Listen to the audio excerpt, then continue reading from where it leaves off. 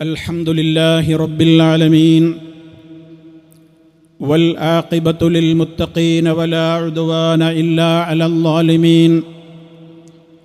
اللهم صل على محمد وعلى آل محمد كما صليت على إبراهيم وعلى آل إبراهيم إنك حميد مجيد. أما بعد فإن خير الكلام كلام الله وخير الهدي هدي محمد صلى الله عليه وسلم وشر الأمور محدثاتها وكل محدثة بدعة وكل بدعة ضلالة. أعوذ بالله من الشيطان الرجيم. إن الذين قالوا ربنا الله ثم استقاموا تتنزل عليهم الملائكة ألا تخافوا ولا تحزنوا وأبشروا بالجنة التي كنتم توعدون.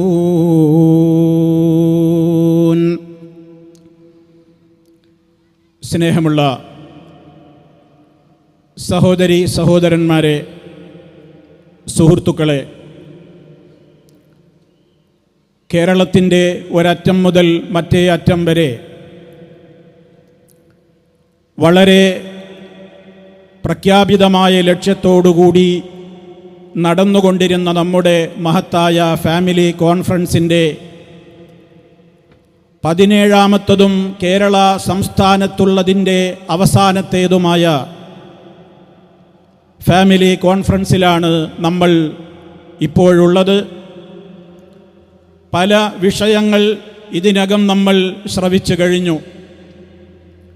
മക്കൾ അധർമ്മകാരികളായി മാറുന്നതിൽ മാതാപിതാക്കൾ എന്തൊക്കെ ശ്രദ്ധിക്കണം എന്ന വിഷയം കേട്ടുകഴിഞ്ഞു. അതുപോലെ തന്നെ സമൂഹത്തിൽ വർദ്ധിക്കുന്ന കുറ്റകൃത്യങ്ങൾക്കു പിന്നിൽ എന്തെല്ലാം വിഷയങ്ങളാണ് കടന്നു വന്നുകൊണ്ടിരിക്കുന്നത് എന്ന സംസാരവും നിങ്ങൾ ശ്രവിക്കുകയുണ്ടായി. ഇനി എൻ്റെ ഈ അവസരത്തിൽ എനിക്ക് അധിക സമയമെടുക്കാതെ തന്നെ പ്രാധാന്യപൂർവം നിങ്ങളുടെ ശ്രദ്ധയിൽ കൊണ്ടുവരുവാനുള്ളത്, നാം ഇവിടെ കേട്ട വിഷയങ്ങളെല്ലാം അതേപോലെ തന്നെ ഇവിടെ പ്രദർശിപ്പിച്ച ഡോക്യുമെൻ്ററികളും ഇവിടെ നടന്ന സ്ഥാപനങ്ങളെ പരിചയപ്പെടുത്തലുകളുമെല്ലാം നമ്മുടെ ഒരേ ഒരു ആഗ്രഹത്തിൻ്റെ പൂർത്തീകരണത്തിന് വേണ്ടിയാണ് അതെല്ലാം ഇവിടെ നടന്നുകൊണ്ടിരിക്കുന്നത്. അതായത് നമുക്ക് നമ്മുടെ മാതാപിതാക്കളുടെയും ഇണകളുടെയും സന്താനങ്ങളുടെയും പേരമക്കളുടെയുമൊക്കെ കൂടെ ഒന്നിച്ച് സ്വർഗത്തിലെത്തുവാൻ സാധ്യമാവണം എന്നതാണ് നമ്മുടെ പരമമായ ലക്ഷ്യം. ആ ലക്ഷ്യപൂർത്തീകരണത്തിന് വേണ്ടി നിരന്തരമായി പ്രാർത്ഥിച്ചുകൊണ്ടിരിക്കുന്ന, ദുആ ചെയ്തുകൊണ്ടിരിക്കുന്ന ആളുകളാണ് നമ്മളെല്ലാവരും. ആ പ്രാർത്ഥന സാർത്ഥകമായി തീരണമെങ്കിൽ യഥാർത്ഥമായ നിലക്ക് ആ പ്രാർത്ഥിക്കുന്ന കാര്യത്തിൻ്റെ സഫലീകരണത്തിന് വേണ്ടിയുള്ള പരിശ്രമങ്ങൾ നമ്മുടെ ഓരോ വീടുകളിലും നടക്കണം. അതിനാവശ്യമായത് കുടുംബസമേതമുള്ള പഠനങ്ങളാണ്. കുടുംബത്തിലെ ഏതെങ്കിലും ആളുകൾ പഠിച്ചാൽ മാത്രം പരലോകത്ത് നമുക്ക് കുടുംബസമേതം സ്വർഗത്തിലെത്താനാവില്ല. ഏതെങ്കിലും ഒരാൾ ചെയ്ത് ആ കെയർ ഓഫിൽ മറ്റാർക്കെങ്കിലും രക്ഷപ്പെടാനൊന്നും സാധ്യമാവാത്ത ലോകമാണ് പരലോകം. എത്ര ഉന്നതനായ നേതാവാണെങ്കിലും, ഇനി പ്രവാചകനായിരുന്നാൽ പോലും, ഓരോരുത്തരും ആ കുടുംബത്തിലെ മുഴുവൻ ആളുകളും വളരെ കൃത്യമായി വിശ്വാസ വിശുദ്ധി നേടിയിട്ടില്ലെങ്കിൽ പരലോക കോടതിയിൽ രക്ഷപ്പെടാനാവില്ല എന്നുള്ള ഏറ്റവും പ്രാധാന്യമർഹിക്കുന്ന കാര്യമാണ് നമ്മൾ ഗൗരവപൂർവം ഈ അവസരത്തിൽ, ഈ സമാപനത്തിൻ്റെ അവസരത്തിൽ ചിന്തിക്കേണ്ടത്. ആലോചിക്കുക, നമ്മുടെ കുടുംബത്തിലെ ഈ ഫാമിലി കോൺഫറൻസിൽ എൻ്റെ വീട്ടിലെ എത്ര മെമ്പർമാരിവിടെ അണിചേർന്നിട്ടുണ്ട്? എത്ര ആളുകൾ ഇവിടെ ഒന്നിച്ചു ചേർന്നിട്ടുണ്ട്? ആരൊക്കെ ഇത് കേൾക്കുന്നുണ്ട്? എൻ്റെ കുടുംബത്തിൽ ആരൊക്കെ എൻ്റെ കൂടെ സ്വർഗത്തിലുണ്ടാവണമെന്ന് ഞാൻ ആഗ്രഹിക്കുന്നുവോ അവരിൽ എത്ര പേര് ഇതുപോലെയുള്ള വേദികളിൽ വരുന്നുണ്ട്? ഇത്തരം കാര്യങ്ങൾക്ക് അവർ കാതോർക്കുന്നുണ്ട്. ഇത്തരം കാര്യങ്ങൾ നേടിയെടുക്കുവാൻ ആവശ്യമായ വിധത്തിലുള്ള ആരാധനകൾ അവർ ചെയ്ത് തീർക്കുന്നുണ്ട്. ഇത് പരിശോധിക്കണം നമ്മൾ. അതല്ലാതെ സ്വർഗത്തിലേക്ക് പോകുമ്പോൾ എൻ്റെ ഉപ്പയും ഉമ്മയും ഭാര്യയും ഭർത്താവും മക്കളും പേരമക്കളുമൊക്കെ എൻ്റെ കൂടെ ഉണ്ടാവണമെന്ന കേവലം ആഗ്രഹം കൊണ്ടോ മോഹം കൊണ്ടോ ഒന്നും നമുക്ക് അങ്ങനെ സ്വർഗത്തിലെത്താൻ സാധ്യമാവില്ല. അതുകൊണ്ട് പ്രിയപ്പെട്ടവരെ, എനിക്കെന്നോടും നിങ്ങളോടും ഓർമ്മപ്പെടുത്തുവാനുള്ളത്, കുടുംബസമേതം നമ്മൾ വിശുദ്ധ ഖുർആനിൻ്റെ പഠിതാക്കളാവണം. ഖുർആനാണ് നമുക്കുള്ള ഏറ്റവും വലിയ മാർഗദർശനത്തിൻ്റെ ഗ്രന്ഥം. എങ്കിൽ ആ വിശുദ്ധ ഖുർആനിൻ്റെ പഠനത്തിൻ്റെ സദസ്സിൽ കുടുംബസമേതമായിരിക്കണം നമ്മൾ പങ്കെടുക്കേണ്ടത്. മഹാനായ റസൂലുള്ളാഹി സ്വല്ലല്ലാഹു അലൈഹി വസല്ലമിൻ്റെ ഹദീസുകൾ പഠിപ്പിക്കപ്പെടുന്ന വേദികളിൽ കുടുംബസമേതമാണ് നമ്മൾ പങ്കെടുക്കേണ്ടത്. നമ്മുടെ മക്കൾ മദ്രസകളിലുണ്ടോ? CRE സംവിധാനങ്ങളിലുണ്ടോ? അതുപോലെ തന്നെ ഇസ്ലാമികമായ നിലക്കുള്ള ധാർമ്മികമായ ഉത്ബോധനങ്ങൾ നൽകപ്പെടുന്ന വേദികളിൽ നമ്മുടെ മക്കളും പേരമക്കളും ഉണ്ടോ എന്ന് പരിശോധിക്കാൻ. ഇനിയും നേരം വൈകിക്കഴിഞ്ഞാൽ എന്തായിരിക്കും അപകടം എന്നുള്ളതിൻ്റെ സൂചനകൾ കഴിഞ്ഞ പ്രസംഗങ്ങളിലൊക്കെ നിങ്ങൾ മനസ്സിലാക്കി കഴിഞ്ഞു. അതുകൊണ്ട് തന്നെ സഹോദരങ്ങളെ, ഏറ്റവും പ്രാധാന്യത്തോടുകൂടി നമ്മൾ പഠിക്കേണ്ടത്, മനസ്സിലാക്കേണ്ടത് നമ്മുടെ വിശ്വാസത്തിൻ്റെ വിശുദ്ധി എങ്ങനെ നിലനിർത്തണം എന്നുള്ളതാണ്. നിങ്ങൾ നോക്കൂ, പരിശുദ്ധ ഖുർആനിൽ അല്ലാഹു സുബ്ഹാനഹു വ തആല സ്വർഗത്തെക്കുറിച്ച് പറയുമ്പോൾ ആ സ്വർഗത്തിലേക്ക് കടന്നു കയറുന്ന ആളുകൾ, ഇന്നല്ലദീന ആമനൂ വഅമിലുസ്സാലിഹാതി കാനത് ലഹും ജന്നാത്തുൽ ഫിർദൗസി നുസുലാ ഖാലിദീന ഫീഹാ ലാ യബ്ഗൂന അൻഹാ ഹിവലാ. തീർച്ചയായും സത്യവിശ്വാസം സ്വീകരിച്ചവർ, വഅമിലുസ്സാലിഹാതി സൽക്കർമ്മങ്ങൾ പ്രവർത്തിച്ചവരും, സത്യവിശ്വാസം സ്വീകരിച്ചവരും സൽക്കർമ്മങ്ങൾ പ്രവർത്തിച്ചവർക്കുമാണ് ജന്നാത്തുൽ ഫിർദൗസ് അല്ലാഹു ഒരുക്കി തയ്യാറാക്കി വെച്ചിട്ടുള്ളത്. അതിലവർക്ക് ശാശ്വതമായി ജീവിക്കുവാൻ സാധിക്കും. അവിടെ നിന്ന് മാറിപ്പോകുവാൻ അവരൊരിക്കലും ആഗ്രഹിക്കുകയില്ല. തുടർന്നുകൊണ്ട് അല്ലാഹു പറയുന്നുണ്ട്, ഫമൻ കാന യർജൂ ലിഖാഅ റബ്ബിഹി, ആരെങ്കിലും തൻ്റെ യജമാനനായ റബ്ബിനെ നാളെ പരലോകത്ത് വെച്ച് സന്തോഷത്തോടെ കണ്ടുമുട്ടണം എന്ന് ആഗ്രഹിക്കുന്നുവെങ്കിൽ ഫൽയഅമൽ അമലൻ സാലിഹാ, അവൻ നല്ല നല്ല കർമ്മങ്ങൾ അവൻ പ്രവർത്തിക്കട്ടെ. അതേപോലെ തന്നെ വലാ യുശ്രിക് ബിഇബാദത്തി റബ്ബിഹി അഹദാ, തൻ്റെ റബ്ബിനെ ഇബാദത്തെടുക്കുന്ന വിഷയത്തിൽ ആരെയും പങ്കുചേർക്കാതെ കറകളഞ്ഞ തൗഹീദിൻ്റെ വക്താക്കളായി അള്ളാഹുവിലുള്ള ഈമാനിനെ ശരിക്കും ക്രമപ്പെടുത്തിയിട്ട് ആ ഈമാൻ അടിത്തറയായി കൊണ്ടുള്ള സൽക്കർമ്മങ്ങളും ചെയ്താലല്ലാതെ നമുക്ക് പരലോകത്ത് സ്വർഗത്തിൽ ഒരുമിക്കാൻ സാധ്യമല്ലല്ലോ. ഞാൻ നേരത്തെ സൂചിപ്പിച്ചില്ലേ, ഒരാളുടെ കെയർ ഓഫും പറഞ്ഞ് രക്ഷപ്പെടാൻ നമുക്ക് പറ്റില്ല. അങ്ങനെ പറ്റുമായിരുന്നുവെങ്കിൽ നൂഹ് നബി അലൈഹിസ്സലാമിൻ്റെ മോൻ രക്ഷപ്പെടണ്ടേ? നൂഹ് നബിയുടെ മകൻ ഇവിടെ കാഫിറായി മുങ്ങി മരിക്കുകയല്ലേ ചെയ്തത്? നൂഹ് നബിയുടെയും ലൂത്ത് നബിയുടെയും ആ രണ്ട് നബിമാരുടെയും ഭാര്യമാരോട് നരകത്തിലേക്ക് പ്രവേശിച്ചോളാനല്ലേ ഖുർആൻ അവരോട് പറയുന്നത്? എന്തേ കാരണം? കാനതാ തഹ്ത അബ്ദൈനി മിൻ ഇബാദിനാ, നമ്മുടെ ദാസന്മാരായ ആ രണ്ട് നബിമാരുടെ കീഴിൽ അവർ ജീവിച്ചിട്ടും ഫഖാനതാഹുമാ, ആ രണ്ട് ഭാര്യമാരും ആ രണ്ട് നബിമാരെയും വഞ്ചിച്ചു എന്ന് പറഞ്ഞാൽ ഈമാനില്ലവർ അവരെ ഫോളോ ചെയ്തില്ല. നൂഹ് നബി എന്ന ഭർത്താവിനെ, ലൂത്ത് നബി എന്ന ഭർത്താവിനെ അവരുടെ ഭാര്യമാർ ഈമാനിൻ്റെ കാര്യത്തിൽ ഫോളോ ചെയ്തില്ല. സൽക്കർമ്മങ്ങളുടെ കാര്യത്തിൽ ഫോളോ ചെയ്തില്ല. ആ നബിമാരെ അംഗീകരിക്കുന്ന വിഷയത്തിൽ അവരെ ആ ഭാര്യമാര് ഭർത്താക്കന്മാരുടെ കൂടെ ഇല്ലാതെയായപ്പോൾ എത്ര നല്ല പ്രവാചകന്മാരായിട്ടും കാര്യമുണ്ടായില്ല. ഭാര്യമാർക്ക് നരകം തന്നെയാണ് വിധിക്കപ്പെട്ടത്. എന്തേ കാരണം? കുടുംബത്തിലെ ആരുടെയും കെയർ ഓഫിൽ രക്ഷപ്പെടാമെന്ന് വിചാരിക്കണ്ട. ഓരോരുത്തരും പഠിച്ചോളണം എന്താണ് ഈമാൻ, എന്താണ് സൽക്കർമ്മങ്ങളെന്ന്.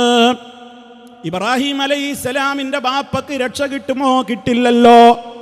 നിങ്ങൾ ആലോചിച്ചു നോക്കി, അത് കിട്ടുമോ? കിട്ടില്ല എന്നല്ലേ വിശുദ്ധ ഖുർആൻ പറയുന്നത്. ഇങ്ങനെ ധാരാളം നമ്മൾ പരിശോധിച്ചു നോക്കിയാൽ ആർക്കും ഒരാളുടെയും കെയർ ഓഫിൽ രക്ഷപ്പെടാനാവില്ല. ഭാര്യ നല്ലവളല്ലേ എന്ന നിലക്ക് ഭർത്താവ് രക്ഷപ്പെടുമെങ്കിൽ ആസിയ ബീവിയുടെ ഭർത്താവായിരുന്ന ഫിർഔനിന് സ്വർഗം ലഭിക്കുമായിരുന്നില്ലേ? പക്ഷേ നരകമല്ലേ ആ മനുഷ്യനുമുള്ളത്. ഇവിടെയൊക്കെ നമ്മൾ ആലോചിക്കേണ്ടത്, ഞാൻ ആദ്യം പറഞ്ഞത് ഊന്നിപ്പറയുന്നു, നിങ്ങളുടെ മനസ്സിൽ നിന്ന് ഈ പോയിന്റുകൾ നഷ്ടപ്പെടാതെ നിങ്ങൾ കുടുംബസമേതം നിങ്ങൾ എന്ന് പഠിക്കാനും ആ ഒരു വിഷയത്തിലേക്ക് നിങ്ങൾ ഇറങ്ങിത്തിരിക്കാനും തയ്യാറാകുന്നില്ലയോ? കുടുംബസമേതം സ്വർഗത്തിലെത്തണമെന്ന സ്വപ്നം പൂവണിയാതെ അത് ബാക്കിയാകുമെന്നാണ് എനിക്ക് ആമുഖമായി നിങ്ങളോട് ഓർമ്മപ്പെടുത്തുവാനുള്ളത്. അതുകൊണ്ട് ആദ്യം നമ്മൾ കുടുംബസമേതം നമ്മുടെ ഈമാനാണ് ശരിപ്പെടുത്തേണ്ടത്. ഈമാനിൽ ആദ്യം ശരിയാവേണ്ടത് അൽ ഈമാനു ബില്ലാഹ്, അല്ലാഹുവിലുള്ള വിശ്വാസമാണ്. അല്ലാഹുവിലുള്ള വിശ്വാസം ശരിയായിട്ടില്ലെങ്കിൽ മറ്റു ഒരു കർമ്മത്തിനും പരലോകത്ത് വിലയില്ല. നിസ്കരിച്ചിട്ടോ നോമ്പെടുത്തിട്ടോ സക്കാത്ത് കൊടുത്തിട്ടോ ഹജ്ജ് ചെയ്തിട്ടോ കാര്യമില്ല. വിശ്വാസം വിശുദ്ധമല്ലെങ്കിൽ ഒരു കുടുംബത്തിന് സമാധാനമുണ്ടാവില്ല, സ്വർഗത്തിലെത്താനും സാധിക്കുകയില്ല. അതുകൊണ്ട് തന്നെ മുഴുവൻ പ്രവാചകന്മാരും ലോകത്ത് വന്ന് ഒന്നാമതായി പഠിപ്പിച്ചത്, വളരെ കൃത്യമായി സമൂഹത്തോട് പറഞ്ഞത്, ലാ ഇലാഹ ഇല്ലാ അന ഫഅ്ബുദൂൻ. അല്ലാഹു പറയുകയാണ്, ഞാൻ നബിമാരെ ലോകത്ത് ഏതൊരു രാജ്യത്തേക്ക് അയച്ചിട്ടുണ്ടെങ്കിലും അവരൊക്കെയും ആ നാട്ടുകാരോട് ആദ്യം പറഞ്ഞത്, ഞാനല്ലാതെ നിങ്ങൾക്കൊരു ആരാധ്യനില്ല, അതുകൊണ്ട് നിങ്ങൾ എന്നെ മാത്രം ആരാധിക്കണേ. ഇത് പറയാത്തൊരു നബി കഴിഞ്ഞു പോയിട്ടില്ല. അതാണ് ഏറ്റവും പ്രാധാന്യത്തോടുകൂടെ പഠിപ്പിച്ചത്. അത് ശരിയാവലാണ് ഏറ്റവും മുഖ്യം. അതുകൊണ്ടാണ് ഖുർആനിൽ ഒരു ഉപ്പ മകന് കൊടുത്ത ഉപദേശം കാണുന്നുണ്ട്. ആ പേരിൽ ഒരു സൂറത്ത് തന്നെയുണ്ട്, സൂറത്തു ലുഖ്മാൻ. ലുഖ്മാൻ എന്ന ഉപ്പ തൻ്റെ മോനോട് പറയുന്ന ഉപദേശം ഒരു പേജോളം വിശുദ്ധ ഖുർആനിൽ കാണാമല്ലോ. ആ ഉപദേശത്തിൻ്റെ ഒന്നാമത്തെ വരി എന്താണ്? വഇദ് ഖാല ലുഖ്മാനു ലിബ്നിഹി വഹുവ യഇദുഹു യാ ബുനയ്യ, എൻ്റെ കുഞ്ഞുമോനെ, ലാ തുശ്രിക് ബില്ലാഹ്, നീ അല്ലാഹുവിൽ പങ്കു ചേർക്കല്ല മോനെ. ഇന്ന ശിർക ലദുൽമുൻ അദീം, ശിർക്ക് വമ്പിച്ച അക്രമമാകുന്നു, അത് കടുത്ത ദുൽമാണ്. അതുകൊണ്ട് ശിർക്ക് സംഭവിക്കാതെ നോക്കണമെന്നാണ് ആ ഉപ്പാക്ക് മകനോട് മറ്റു കാര്യങ്ങളൊക്കെ പറയുന്നതിൻ്റെയും എത്രയോ മുമ്പേ ഗൗരവത്തോടെ പറയാനുള്ളത്. കാരണം അത് ശരിയാവാതെ വേറെ ഏത് ഭാഗം ശ്രദ്ധിച്ചതുകൊണ്ടും കാര്യമില്ല. മരിക്കുന്ന നേരത്ത് പോലും മഹാന്മാരായ പ്രവാചകന്മാർക്ക് അവരുടെ മക്കളോട് ചോദിക്കാനുള്ള ചോദ്യം, മാ തഅ്ബുദൂന മിൻ ബഅദീ, എൻ്റെ ശേഷം ഞാൻ മരിച്ചു കഴിഞ്ഞാൽ എൻ്റെ പൊന്നുമക്കളെ നിങ്ങൾ ആരെയാണ് ആരാധിക്കുക? എന്തിനെയാണ് നിങ്ങൾ ആരാധിക്കുക? അവരുടെ ഈമാനിൻ്റെ കാര്യമാണ് പ്രവാചകന്മാർക്ക് മക്കളില്ലെന്ന് അറിയേണ്ടത്. ആ പ്രവാചകന്മാരുടെ താവഴി സ്വീകരിച്ച മക്കളതാ ബാപ്പാക്ക് ആശ്വാസം പകരുന്ന മറുപടിയാണ് കൊടുത്തത്. നഅ്ബുദു ഇലാഹക, അങ്ങനങ്ങൾക്ക് പരിചയപ്പെടുത്തി തന്ന ഏകനായ അള്ളയുണ്ടല്ലോ, ആ അല്ലാഹുവിനെ മാത്രമേ ഞങ്ങൾ ആരാധിക്കുകയുള്ളൂ, അവനോട് മാത്രമേ ഞങ്ങൾ പ്രാർത്ഥിക്കുകയുള്ളൂ, അവൻ്റെ മുമ്പിലേ ഞങ്ങൾ വണങ്ങുകയുള്ളൂ, അവന് വേണ്ടി മാത്രമേ നേർച്ച വഴിപാടുകൾ അർപ്പിക്കുകയുള്ളൂ, അവന് വേണ്ടി മാത്രമേ ബലിയർപ്പണം നടത്തുകയുള്ളൂ, അവൻ്റെ മുമ്പിലേ ഞങ്ങൾ സുജൂദ് ചെയ്യൂ. ഈ ആശയങ്ങളൊക്കെ അടങ്ങുന്ന മറുപടിയല്ലേ ആ മക്കൾ അപ്പമാരോട് നബിമാരോട് പറയുന്നത്? പ്രവാചകന്മാർക്ക് പോലും ബേജാറായിരുന്നു. തങ്ങളുടെ കാലശേഷം തങ്ങളുടെ മക്കൾ പഴച്ചു പോകുമോ? അതുകൊണ്ട് തന്നെ മഹാനായ ഇബ്രാഹിം നബിയുടെ പോലും പ്രാർത്ഥനയിൽ കാണാം, വജുനുബ്നി വബനിയ അൻ അഅ്ബുദൽ അസ്നാം. അല്ലാഹുവേ, എന്നെയും എൻ്റെ മക്കളെയും നീയല്ലാത്തവരെ ആരാധിക്കുന്നവരവസ്ഥയിൽ നിന്ന് നീ ഞങ്ങളെ അകറ്റേണമേ. തൗഹീദിൻ്റെ സുരക്ഷിതത്വത്തിന് വേണ്ടി പ്രാർത്ഥിക്കുകയാണ് തൗഹീദിൻ്റെ പടഹധ്വനി മുഴക്കിയ മഹാനായ ഇബ്രാഹിം അലൈഹിസ്സലാമെങ്കിൽ ചിന്തിക്കൂ ഉപ്പമാരെ, ഉമ്മമാരെ, നമ്മളും വളർത്തുന്നില്ലേ മക്കളെ? രക്ഷിതാക്കളല്ലേ നമ്മളും? ഇന്ന് വരെ നമ്മുടെ മക്കളോട് എന്താണ് ലാ ഇലാഹ ഇല്ലല്ലാഹ് എന്ന് തുറന്നു പറഞ്ഞുവോ? അതിനെക്കുറിച്ചൊരു ചർച്ച വീട്ടിൽ വന്നുവോ? ആ തൗഹീദിന് വിരുദ്ധമായി വരുന്ന ഏതൊക്കെ കാര്യങ്ങളുണ്ടെന്നും നമ്മുടെ തൗഹീദിനെ തകർത്ത് കളയുന്ന ശിർക്ക് അരിച്ചു വരുന്ന ഏതെല്ലാം വഴികളുണ്ടെന്നും ഗൗരവത്തോടെ നമ്മുടെ മക്കളോട് പറയാൻ ഈ ശബ്ദം ശ്രവിക്കുന്നവരും ഇവിടെ ഇരിക്കുന്നവരുമായ എത്ര ഉപ്പമാർക്ക് സാധിച്ചിട്ടുണ്ട്, എത്ര ഉമ്മമാർക്ക് സാധിച്ചിട്ടുണ്ട്? ഇത് വളരെ ഗൗരവമായ വിഷയമല്ലേ? അതുകൊണ്ടാണ് ഓർമ്മപ്പെടുത്തുന്നത്, ശിർക്ക് വരുന്ന വഴികളെ ഗൗരവത്തോടുകൂടെ നമ്മൾ പഠിക്കണം.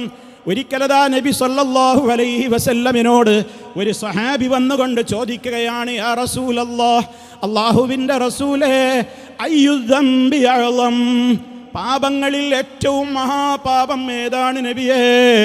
നബി സല്ലല്ലാഹു അലൈഹി വസല്ലം ചുരുങ്ങിയ വാക്കിൽ വലിയ ഒരാശയം മറുപടി പറയുകയാണ്, അൻത ജഅല ലില്ലാഹി നിദ്ദൻ വഹുവ ഖലഖക, നീ അല്ലാഹുവിന് സമന്മാരെ സങ്കൽപ്പിക്കലാണ്, നീ അല്ലാഹുവിന് സമന്മാരെയാക്കലാണ്. എങ്ങനത്തെ അല്ലാഹുവാണ്? വഹുവ ഖലഖക, അവനല്ലയോ നിന്നെ പടച്ചത്? നിന്നെ പടച്ച ഏകനായ റബ്ബ്, പ്രപഞ്ചത്തെ മുഴുവൻ സംവിധാനിച്ച ഏകനായ റബ്ബ്, ഇവിടെ കാണുന്ന ഏതൊക്കെ ചരാചരങ്ങളുണ്ടോ അവനൊഴികെയുള്ള മുഴുവൻ കാര്യങ്ങളും വസ്തുക്കളും ഇവിടെ മഖ്ലൂക്കുകളാണ്, എല്ലാം അവൻ്റെ സൃഷ്ടികളാണ്. അങ്ങനെ ഇവിടെയുള്ള സർവത്തിനെയും സൃഷ്ടിച്ച് സംരക്ഷിച്ചു പരിപാലിച്ചു പോരുന്ന ആ ഏകനായ റബ്ബിന് നീ ആരെങ്കിലും ആ അല്ലാഹുവിൻ്റെ അതേപോലെയുള്ള കേൾവിയുണ്ടെന്നോ, കാഴ്ചയുണ്ടെന്നോ, അറിവുണ്ടെന്നോ, കഴിവുണ്ടെന്നോ? ഇനി ആ വിധത്തിൽ ഏതെങ്കിലും റബ്ബിൻ്റെ ഗുണവിശേഷണങ്ങൾ മറ്റാരിലെങ്കിലും നീ വിശ്വസിക്കുന്നുവോ? അതാണ് ഏറ്റവും വലിയ പാപമെന്ന് മുഹമ്മദ് മുസ്തഫ സല്ലല്ലാഹു അലൈഹി വസല്ലം നമുക്ക് പഠിപ്പിച്ചു തരികയാണ്. അള്ളാഹുവിൻ്റെ റസൂലിനോട് ഒരിക്കൽ ഒരു സഹാബി വന്നിട്ട്, മാഷാ അല്ലാഹു വശിഇത, ഓ നബിയേ, അങ്ങ് ഉദ്ദേശിച്ചതുപോലെയും അല്ല ഉദ്ദേശിച്ചതുപോലെയുമാണ് കാര്യങ്ങൾ നടക്കുക എന്ന അർത്ഥം ധ്വനിപ്പിക്കുന്ന ഒരു വാചകം പറഞ്ഞപ്പോഴേക്ക് മുത്ത മുസ്തഫ സല്ലല്ലാഹു അലൈഹി വസല്ലം ദേഷ്യം പിടിച്ചുകൊണ്ട് ചോദിക്കുകയാണ്, അജഅൽതനീ ലില്ലാഹി നിദ്ദാ, നീ അല്ലാഹുവിൻ്റെ കൂടെ എന്നെ നീ അല്ലാഹുവിനോട് സമമാക്കി പറയുകയാണോ? മറിച്ച് നീ ഇപ്രകാരമേ പറയാവൂ, മാഷാ അല്ലാഹു വഹ്ദഹു, അല്ല ഉദ്ദേശിച്ചതേ നടക്കൂ. ചില റിപ്പോർട്ടുകളിൽ കാണാം മാഷാ അല്ലാഹു എന്ന് നീ പറയുന്നതോടൊപ്പം സുമ്മ ശിഇത, പിന്നെ അങ്ങൊന്ന് ഉദ്ദേശിക്കുന്നതും എന്ന് പറഞ്ഞോളൂ. രണ്ടും കൂടെ ഒരുമിച്ച് പറയല്ലേ. അത്ര സൂക്ഷ്മതയാണ് അവിടുന്ന് പഠിപ്പിക്കുന്നത്. നിങ്ങൾ ആലോചിക്കണം, ഈ പദങ്ങൾ ചിന്തിക്ക്. ചിലരൊക്കെ പറയുന്നു ശിർക്ക് വരണമെങ്കിൽ അള്ളാനെ പോലെ വേറൊരു അള്ളയുണ്ടെന്ന് വിശ്വസിക്കണം, അല്ലെങ്കിൽ അള്ളാനെ പോലെ പടച്ചവനാണെന്ന് വിശ്വസിക്കണം, അല്ലെങ്കിൽ അള്ളാനെ പോലെ ജീവിപ്പിക്കുന്ന, മരിപ്പിക്കുന്ന, അന്നം നൽകുന്ന, ലോകത്തെ കൺട്രോൾ ചെയ്യുന്ന അതേപോലെ തന്നെയുള്ള ഒരു ശക്തിയാണെന്ന് വിശ്വസിക്കണം, എങ്കിലേ ശിർക്ക് വരൂ എന്നല്ലേ ചിലരൊക്കെ പറയാറുള്ളത്. അതിന് വിരുദ്ധമല്ലേ ഈ ഹദീസിൽ നിങ്ങൾ കേട്ടത്?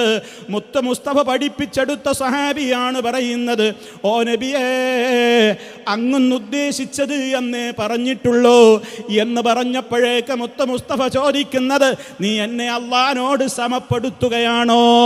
ആ സഹാബി പറഞ്ഞുവോ, അള്ളാനെ പോലെ പടച്ചവനാണ് നബിയെ നിങ്ങളൊന്ന് പറഞ്ഞിട്ടില്ല, അള്ളാഹുവിനെ പോലെ സ്വയം കഴിവുള്ള ആളാണ് നിങ്ങളെന്ന് പറഞ്ഞിട്ടില്ല, റബ്ബ് കാണും പോലെ കേൾക്കും, അറിയും, അതുപോലെ തന്നെ കഴിയും എന്നൊന്നും പറഞ്ഞിട്ടില്ല.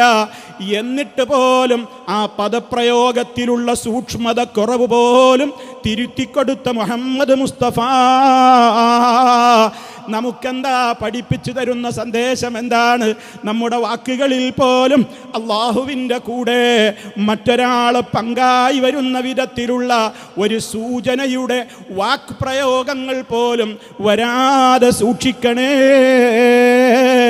ഇതാണ് നബി സല്ലല്ലാഹു അലൈഹി വസല്ലം പഠിപ്പിച്ചു തരുന്നത്. അതുകൊണ്ട് എന്തു വേണം? ഇത്ര വലിയ മൈന്യൂട്ടായി വളരെ നമ്മൾ ചിന്തിക്കാത്ത വിധത്തിൽ കടന്നു വരുന്നതാണ് ശിർക്ക്. അതുകൊണ്ട് അള്ളാഹുവിനെ ശരിക്കും അറിഞ്ഞവർക്കേ ആ ശിർക്കിൽ നിന്ന് രക്ഷപ്പെടാൻ കഴിയൂ. ലോകത്ത് ശിർക്ക് ചെയ്തിട്ടുള്ള ആളുകളെയൊക്കെ ഖുർആൻ എടുത്ത് പറയുമ്പോൾ അവർക്കുള്ള കംപ്ലൈൻറ്റ്, അവർക്കുള്ള കുറ്റം എന്താണ്? വിശുദ്ധ ഖുർആൻ അവരുടെ മേൽ പറഞ്ഞതെന്താണ്? വമാ ഖദറുല്ലാഹ ഹഖ ഖദ്രിഹി, അവരെ അള്ളാനെ കണക്കാക്കേണ്ട നിലക്ക് കണക്കാക്കിയില്ല, അള്ളാനെ അറിയേണ്ട നിലക്കറിഞ്ഞില്ല. എങ്ങനെയൊക്കെയോ അള്ളാനെ അവർ മനസ്സിലാക്കിയിട്ടുണ്ട്. ആ അള്ളാഹുവിൻ്റെ കാരുണ്യം അവർ ശരിക്കറിഞ്ഞില്ല, ആ റബ്ബിൻ്റെ കഴിവുകൾ അവർ ശരിക്കും അറിഞ്ഞില്ല. കാരണം അതേ കഴിവുകൾ അവർ മറ്റുള്ളവരിലും വകവെച്ചു കൊടുത്തു. അള്ള കാണും പോലെ കാണുന്ന ഒരു ശക്തി പ്രപഞ്ചത്തിലുണ്ടോ? കേൾക്കുന്ന ഒരു ശക്തി പ്രപഞ്ചത്തിലുണ്ടോ? കഴിവുള്ള ഒരു ശക്തി പ്രപഞ്ചത്തിലുണ്ടോ? അറിവുള്ള ഒരു ശക്തി പ്രപഞ്ചത്തിലുണ്ടോ? എവിടെ നിന്ന് വിളിച്ചാലും വെളിപ്പുറത്ത് ഉത്തരം ചെയ്യാൻ കഴിവുള്ള, എല്ലാത്തിനും കേട്ട് ഉത്തരം ചെയ്യാൻ കഴിവുള്ള മുജീബായ ഒരു റബ്ബ്, മുജീബായ ഒരു ശക്തി വേറെയുണ്ടോ? നമ്മളോട് നമ്മെ പ്രസവിച്ച മാതാവിനേക്കാളും ഏറെ വാത്സല്യമുള്ളവനായ റഹ്മാനായ റഹീമായ റബ്ബിനേക്കാൾ നമ്മോട് വാത്സല്യമുള്ള, കാരുണ്യമുള്ള, സ്നേഹമുള്ള ഒരു ശക്തി വേറെയുണ്ടോ?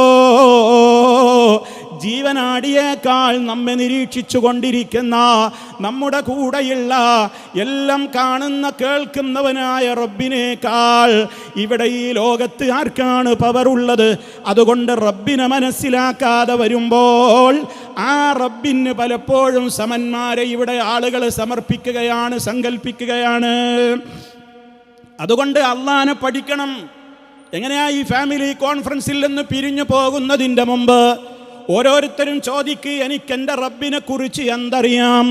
അള്ളാഹ് എന്നുള്ള പേരറിയാമല്ലേ? അതുപോലെ തന്നെ ഫാത്തിഹ ഓതുമ്പോൾ അവൻ റബ്ബാണെന്നറിയാം, റഹ്മാനാണ് റഹീമാണെന്നൊക്കെ അറിയാം. അതൊക്കെ മാത്രമാണോ അള്ളാഹുവിൻ്റെ നാമങ്ങളുള്ളത്?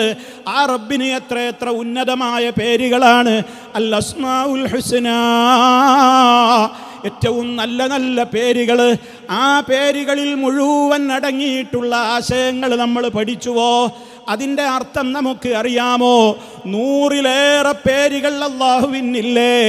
മുസ്ലിമീങ്ങളെ, ഇവിടെ കൂടിയ ഫാമിലിയിലെ മെമ്പർമാരെ, എൻ്റെ ശബ്ദം ശ്രവിക്കുന്നവരോട് ഞാൻ എന്നോടെന്ന പോലെ ചോദിക്കുകയാണ്, എൻ്റെ റബ്ബിൻ്റെ മുഴുവൻ നാമങ്ങളും അറിയാവുന്ന എത്ര പേരെൻ്റെ ശബ്ദം കേൾക്കുന്നുണ്ട്? എത്ര പേർക്ക് എണ്ണി പറയാൻ കഴിയും എൻ്റെ റബ്ബിൻ്റെ പേരുകളൊന്ന് പറയാമോ എന്ന് ചോദിച്ചാൽ ഒരു കൈവിരലിൽ എണ്ണിത്തീർക്കാൻ മാത്രമുള്ള പേരെങ്കിലും മനപ്പാടമുള്ള എത്ര പേര് ഈ സദസ്സിലുണ്ട്? പിന്നെ എന്തറിവാ നമുക്ക് റബ്ബിനെ കുറിച്ചുള്ളത്? എൻ്റെ മോനെ എനിക്കറിയാം, എൻ്റെ ബാപ്പയെ എനിക്കറിയാമെന്നൊരാൾ പറയുന്നു. പക്ഷേ പേര് പോലും ചോദിച്ചാൽ പറയാൻ അറിയില്ലെങ്കിൽ അതിനേക്കാൾ എത്രത്തോളം അപകടകരമാണ് നമുക്കിതാ ശ്വസിക്കുന്ന വായു തന്ന, കുടിക്കാൻ ുള്ള വെള്ളം തന്ന, എല്ലാ വിധത്തിലും നമുക്ക് വേണ്ടത് വേണ്ട സമയത്ത് നമുക്ക് നൽകിപ്പോരുന്ന റബ്ബുൽ ആലമീൻ, ആ പരിപാലകനായ അള്ളാഹുവിൻ്റെ പേര് പോലും അറിയാതെയാണ് ജീവിച്ച് മരിച്ചു പോകുന്നതെങ്കിൽ എന്ത് അറിവാ നമുക്ക് ഖബറിൽ പങ്കുവെക്കാനാവുക? മരിച്ച് ഖബറിലേക്ക് അങ്ങ് വെച്ച് കഴിഞ്ഞാൽ ഒന്നാമത്തെ ക്വസ്റ്റ്യൻ തന്നെ അള്ളാഹിനെ കുറിച്ചാണ് ചോദ്യം. നിന്റെ റബ്ബാരടോ?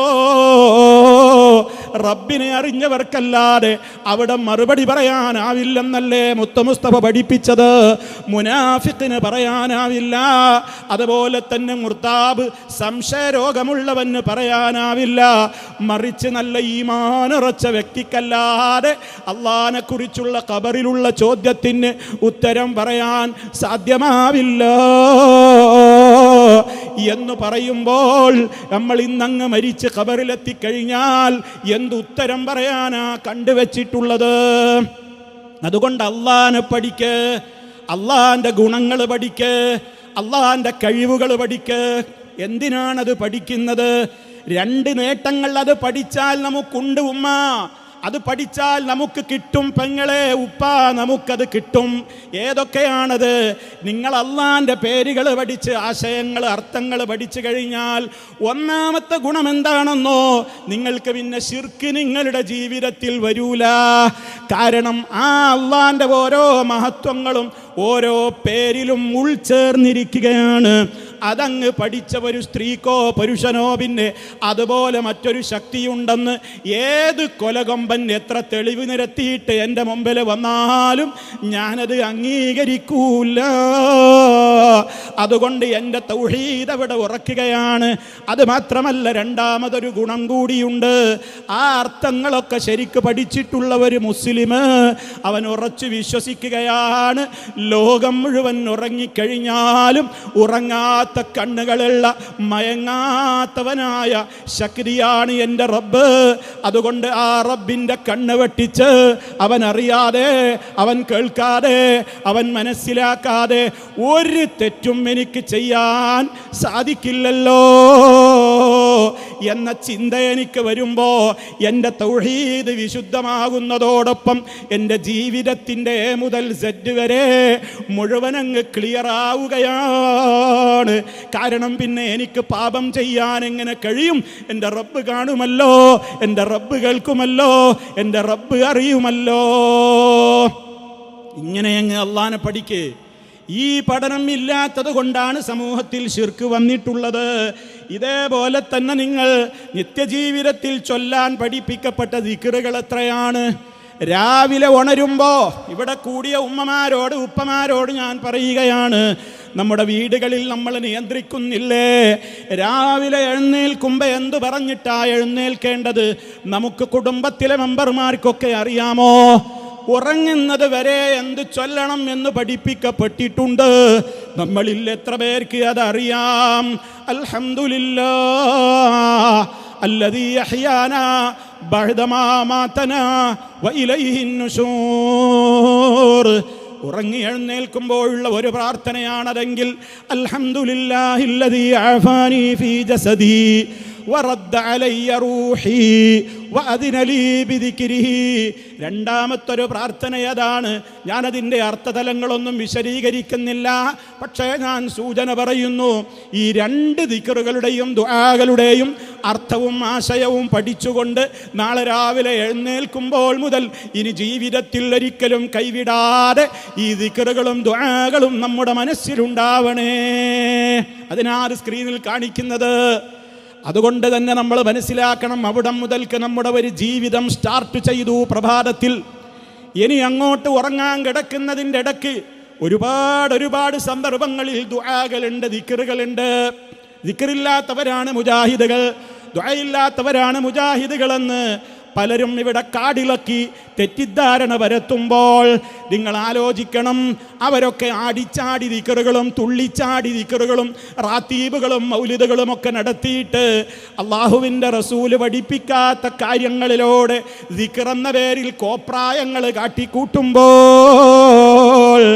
നമ്മൾ മുസ്തഫ പഠിപ്പിച്ച അതേ രീതിയിൽ അവിടുന്ന് പഠിപ്പിച്ച ദുആകൾ മനഃപ്പാഠമാക്കി ചൊല്ലുന്നു, ദിക്റുകൾ ചൊല്ലുന്നു, ഖുർആൻ ഓതുന്നു, അർത്ഥം പഠിക്കുന്നു. ഉറങ്ങുന്നത് വരെ എന്ത് പറഞ്ഞിട്ടാണ് അവസാനത്തെ വാചകം അവസാനിപ്പിക്കേണ്ടതെന്ന് വരെ മുഹമ്മദ് മുസ്തഫ പഠിപ്പിച്ച അതേ രൂപത്തിൽ തന്നെ ഉളുവെടുത്ത് വലത് ഭാഗത്തേക്ക് ചെരിഞ്ഞു കിടന്നുകൊണ്ട് അവസാനം നമ്മുടെ നാവ് കൊണ്ട് പറയേണ്ട വാക്കുകൾ അവസാനം പറഞ്ഞ് ഈമാനോടെ മരിക്കാനുള്ള ഒരുക്കങ്ങൾ നടത്തിയിട്ടല്ലേ രാത്രി നമ്മൾ ഉറങ്ങാൻ കിടക്കുന്നത്. അതുകൊണ്ട് ആര് നമ്മുടെ വീട്ടിലുണ്ടോ, അതുണ്ടായാലുള്ള ഗുണം എന്താണ്? നേരത്തെ പറഞ്ഞ ഗുണം തന്നെയാണ്. ആ ദുആകളൊക്കെ മുഴുവൻ എടുത്ത് പരിശോധിച്ചു നോക്കൂ. സർവ്വ ദുആകളും അല്ലാഹുവോടാണ്. അല്ലാഹുവോട് തേടിയാൽ ഉത്തരം കിട്ടും എന്ന് ഉറപ്പില്ല. മഹാന്മാരോട് തേടിയാലേ ഉറപ്പുള്ളൂ കിട്ടും എന്നത്. മറ്റേത് കിട്ടിയെങ്കിൽ കിട്ടിയില്ലെങ്കിൽ കിട്ടിയില്ല, KSRTC പോലെ ബെൻസ് പോലെ എന്നൊക്കെ പറഞ്ഞവരെ കാലം ഉത്തരം കിട്ടിയെങ്കിലായി, ഇല്ലെങ്കിലില്ല. അള്ളാഹിനോട് ചോദിക്കുമ്പോൾ അത്രയേ ഉള്ളൂ.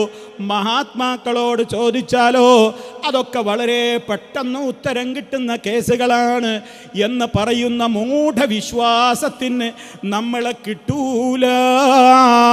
കാരണം നോക്കൂ നിങ്ങൾ, ഉറങ്ങി എഴുന്നേറ്റത് മുതൽ ഉറങ്ങും വരെ നിസ്കാരത്തിൻ്റെ അകത്തും പുറത്തുമായി നൂറുകണക്കിന് ദുആദിക്റുകളിൽ ഒരെണ്ണം പോലും അല്ലാഹുവേ നിന്നോട് എന്നുള്ളതല്ലാത്ത മരിച്ചു മൺമറഞ്ഞു പോയ മഹാത്മാക്കളോടോ മറ്റാരെയെങ്കിലും വിളിച്ചുകൊണ്ടുള്ള ഒരു സഹായത്തേട്ടമോ കാണുവാൻ നമുക്ക് സാധ്യമാണോ?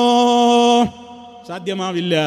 അപ്പോൾ ദുആദിക്റുകൾ ജീവിതത്തിൽ പതിവാക്കിയാലുള്ള ഒന്നാമത്തെ ഗുണം, നമ്മൾ അള്ളാഹിനോടേ ദുആ ചെയ്യൂ. രണ്ടാമത്തെ ഗുണം എന്താണ്? ജീവിതത്തിൻ്റെ ഏത് ഘട്ടത്തിലും എനിക്കുള്ള കാവലൻ്റെ റബ്ബാണ്.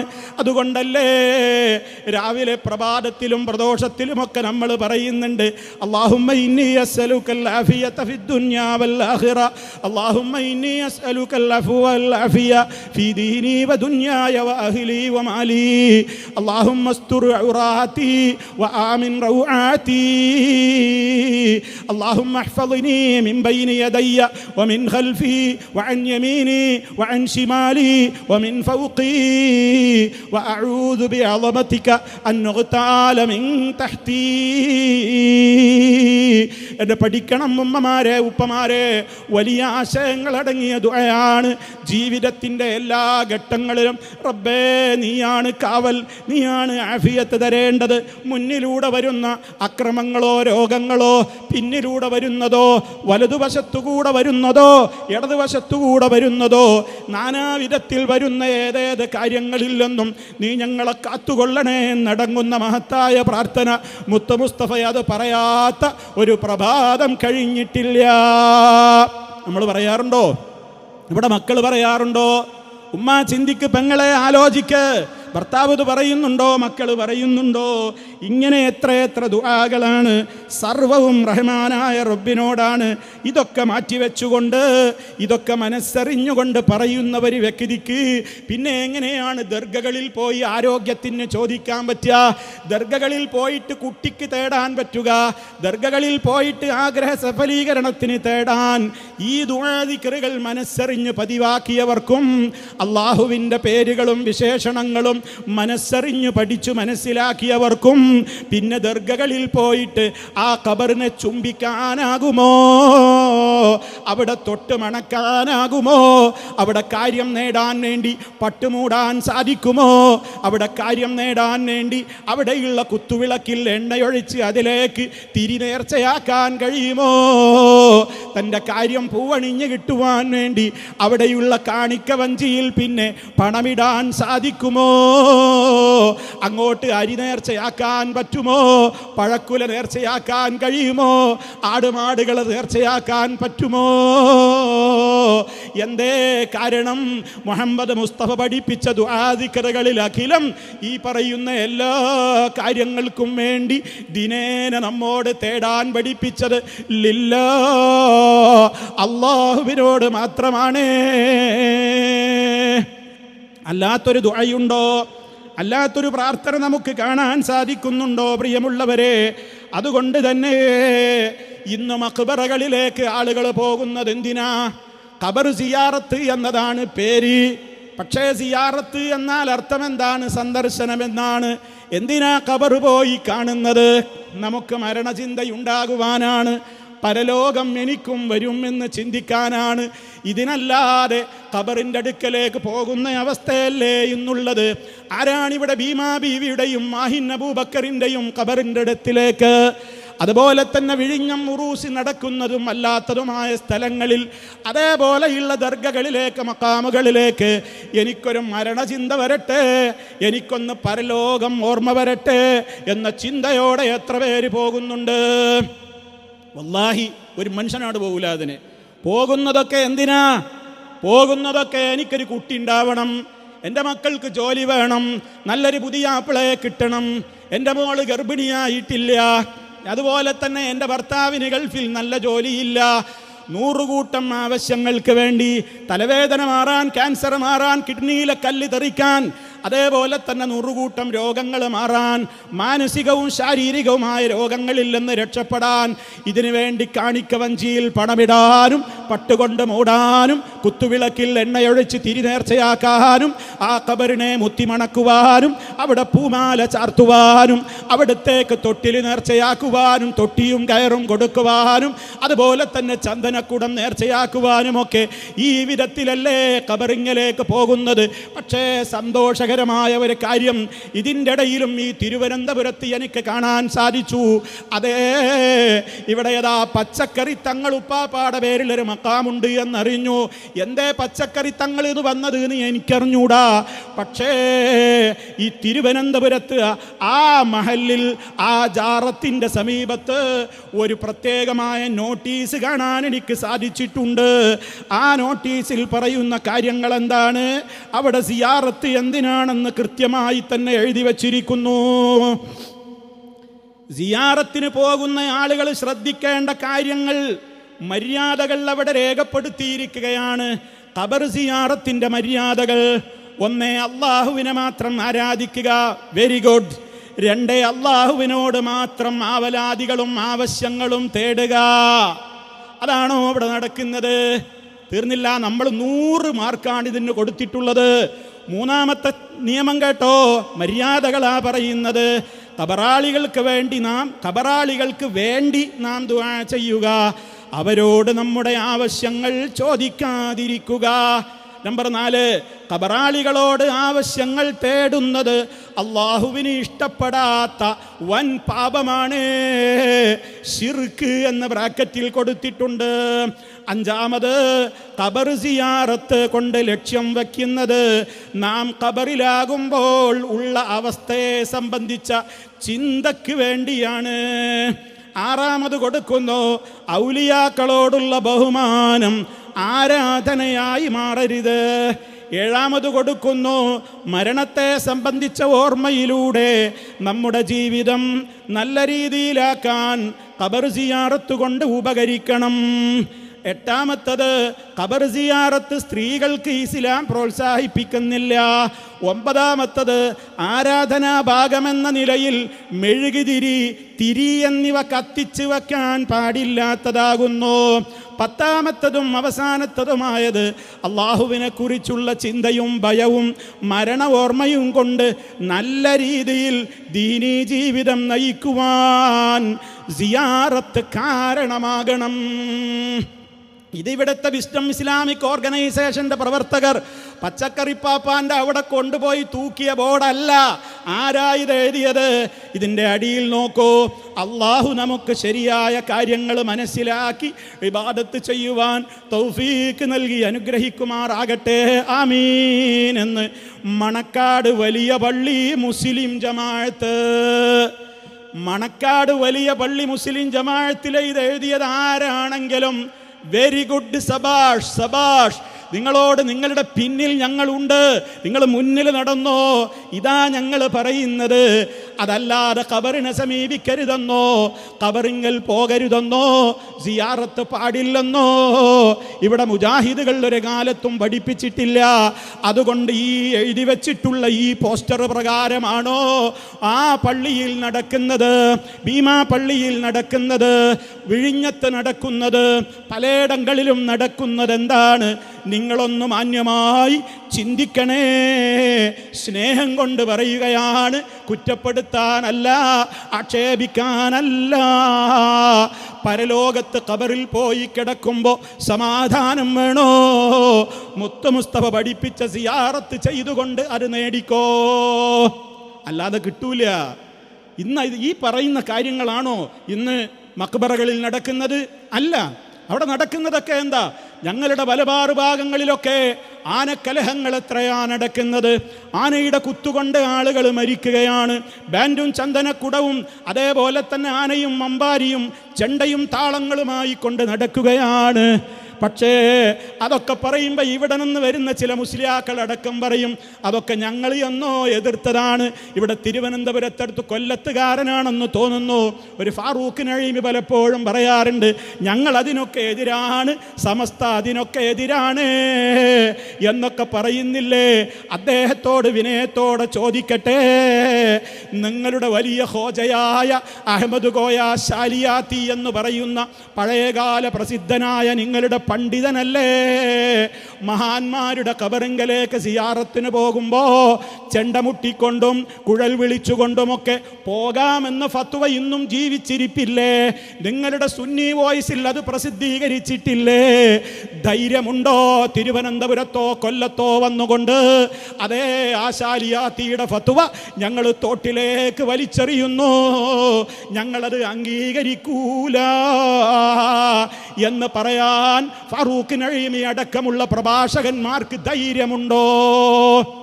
ഉണ്ടെങ്കിൽ അവർ പറയട്ടെ, നിങ്ങളെ ഇരുകൈ നീട്ടി ഞങ്ങൾ സ്വീകരിക്കും. അപ്പം നിങ്ങൾ പറയുന്നതൊന്നും വാക്കൊന്നുമായി മാറരുത്. അപ്പം ദർഗകളിൽ മക്കാമുകളിൽ നടക്കുന്നത് മുഴുവനതാണ്. ഈ ഭീമാ പള്ളിയിൽ വരെ നടക്കുന്നത് എന്താണ് നിങ്ങൾ കണ്ടിട്ടില്ലേ? ഇവിടെയുള്ളവരോട് ഞാൻ പറയണോ? അതേ, ഞാനൊരു പത്രത്തിൽ വായിച്ചു. എന്താണ്? ചന്ദനക്കുടത്തിൻ്റെ കഥ പറയുന്നുണ്ട്. ചന്ദനം തൊട്ട് തേച്ചിട്ടുള്ള അലുമിനിയത്തിൻ്റെയും മറ്റുമൊക്കെ കലങ്ങളിൽ ചന്ദനത്തിരിയൊക്കെ കത്തിച്ച് വെച്ചിട്ടാണ് അതേ ജാതിമത ഭേദമില്ലാതെ സ്ത്രീ പുരുഷ വ്യത്യാസമില്ലാതെ ഭീമാ ബീവിയുടെ പള്ളിയുടെ ആ ദർഗക്കു ചുറ്റും തവാഫ് ചെയ്യുന്നു. ഞാൻ വായിച്ച ഒരു ഭാഗം ഞാൻ നിങ്ങളെയും വായിച്ച് കേൾപ്പിക്കുകയാണ്, കേട്ടോ നിങ്ങൾ. രോഗശാന്തിക്കും ഉദ്ദിഷ്ട കാര്യസാധ്യത്തിനുമായി വിദേശികളും സ്വദേശികളുമായ ലക്ഷക്കണക്കിന് ആളുകൾ ചന്ദനക്കുടം നേരുന്നു. നോക്കണം, ഇവിടെ നടക്കുന്ന കാര്യമാണ്. നിങ്ങൾക്ക് ബാധ്യതയല്ലേ? എന്തിന്? ഈ സമൂഹത്തോട് സ്നേഹത്തോടെ പറഞ്ഞു കൊടുക്കാൻ. ഉപ്പ ഉമ്മ ഇങ്ങനെ ചെയ്യല്ലേ, ഇത് നമ്മുടെ പരലോകം നഷ്ടപ്പെടുത്തും, നമുക്കിത് പറ്റില്ല. നോക്കൂ നിങ്ങൾ, ഇനിയും വരികൾ നോക്കൂ. മൺകലത്തിൽ ചന്ദനം തൊട്ട് ഓരോരുത്തരുടെയും കഴിവിനനുസരിച്ചുള്ള നേർച്ചപ്പണം നിക്ഷേപിച്ച് അതിലൊരു ചന്ദനത്തിരിയും കത്തിച്ച് വെച്ച് പള്ളിക്കു ചുറ്റും വലം വെച്ചതിന് ശേഷം പള്ളിയുടെ ഉള്ളിൽ സമർപ്പിക്കുന്നതാണ് നേർച്ച.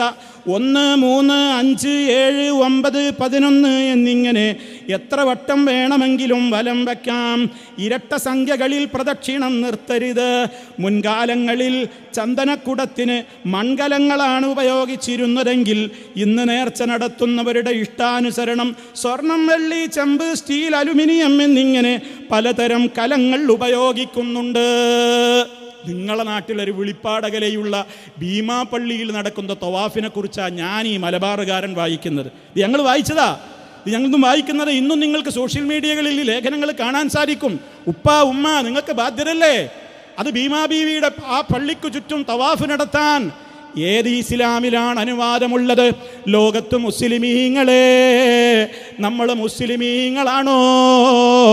അഷ്ഹദു അല്ലാ ഇലാഹ ഇല്ലല്ലാഹ് വഅഷ്ഹദു അന്ന മുഹമ്മദർ റസൂലുള്ളാഹ് അതിൽ വിശ്വസിക്കുന്ന മുസൽമാനാണോ? പരിശുദ്ധ കഅബാലയത്തിൻ്റെ ചുറ്റുഭാഗത്തല്ലാത്ത ഒരു തവാഫും ഇസ്ലാമിലില്ല കേട്ടോ.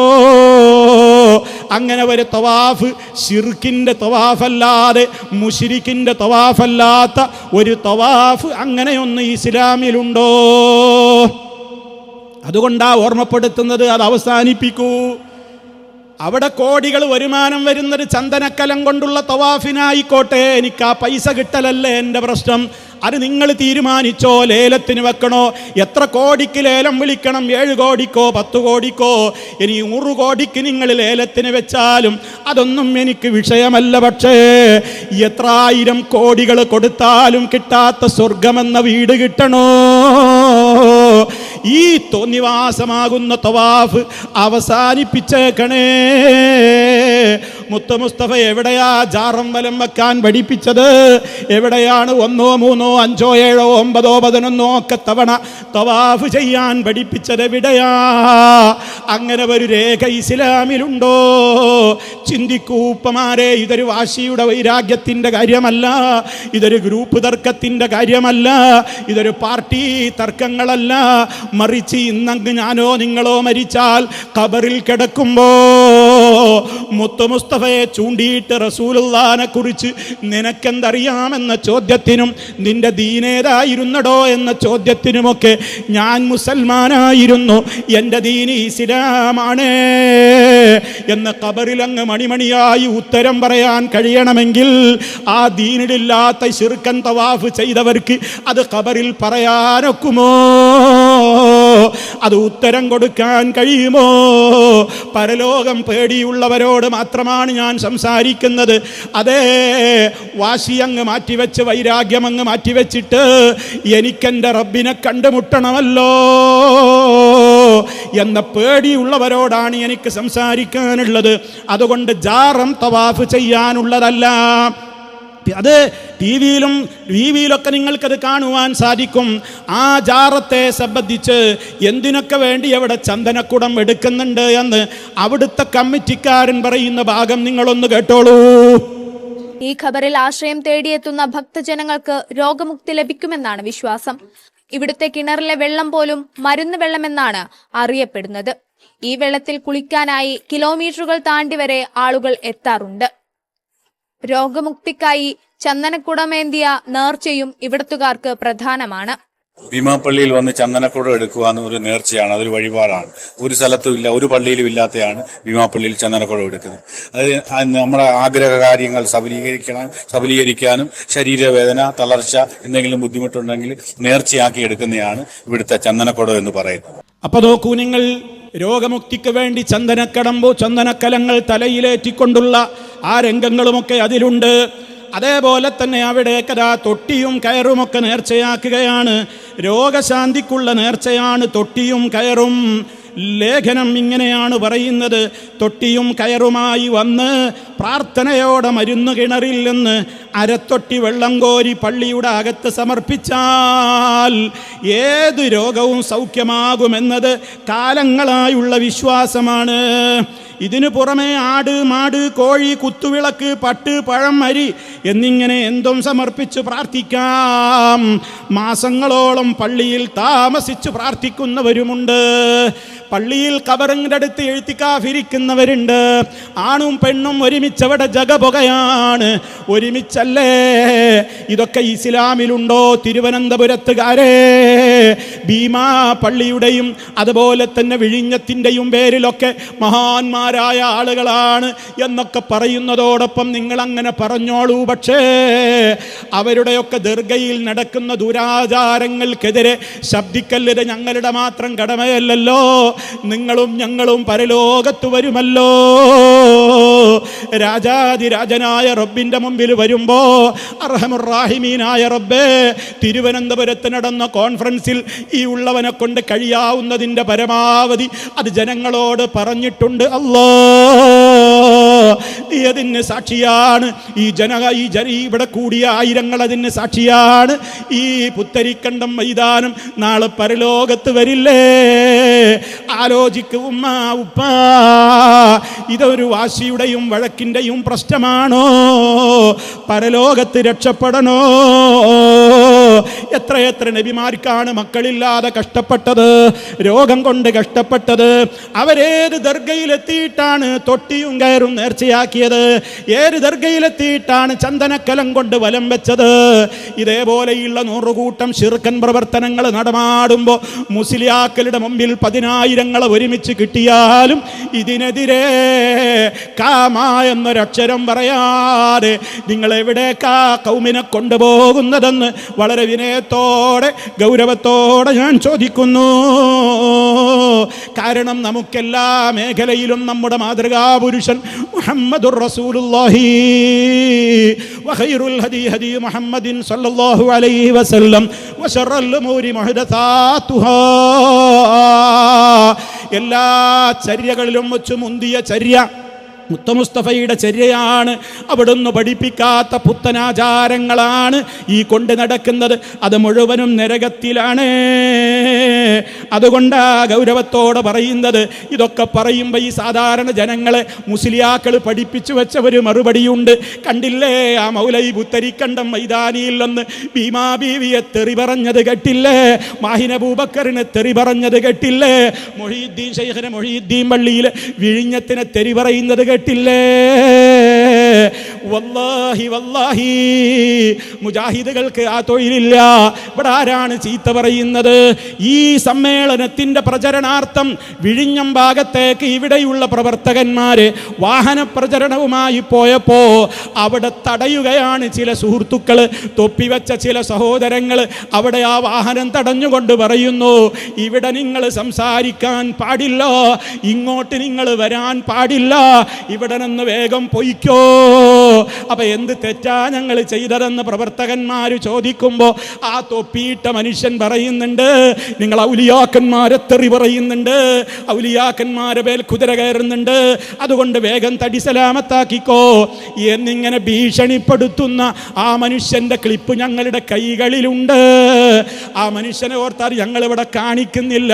പക്ഷേ ആ മനുഷ്യനെങ്ങാനും കൂടെയുള്ള ആളുകളെങ്ങാനും നന്നായെങ്കിലോ ദുആ ചെയ്യുന്നു, റബ്ബേ അങ്ങനെയുള്ള വീരശൂര പരാക്രമങ്ങളൊക്കെ ഞങ്ങൾക്കെതിരെ കാണിച്ച പലരും ഇന്ന് ഞങ്ങളുടെ കസേരയുടെ മുൻനിരകളിലുണ്ട്, ഞങ്ങളുടെ വേദികളിലുണ്ട്.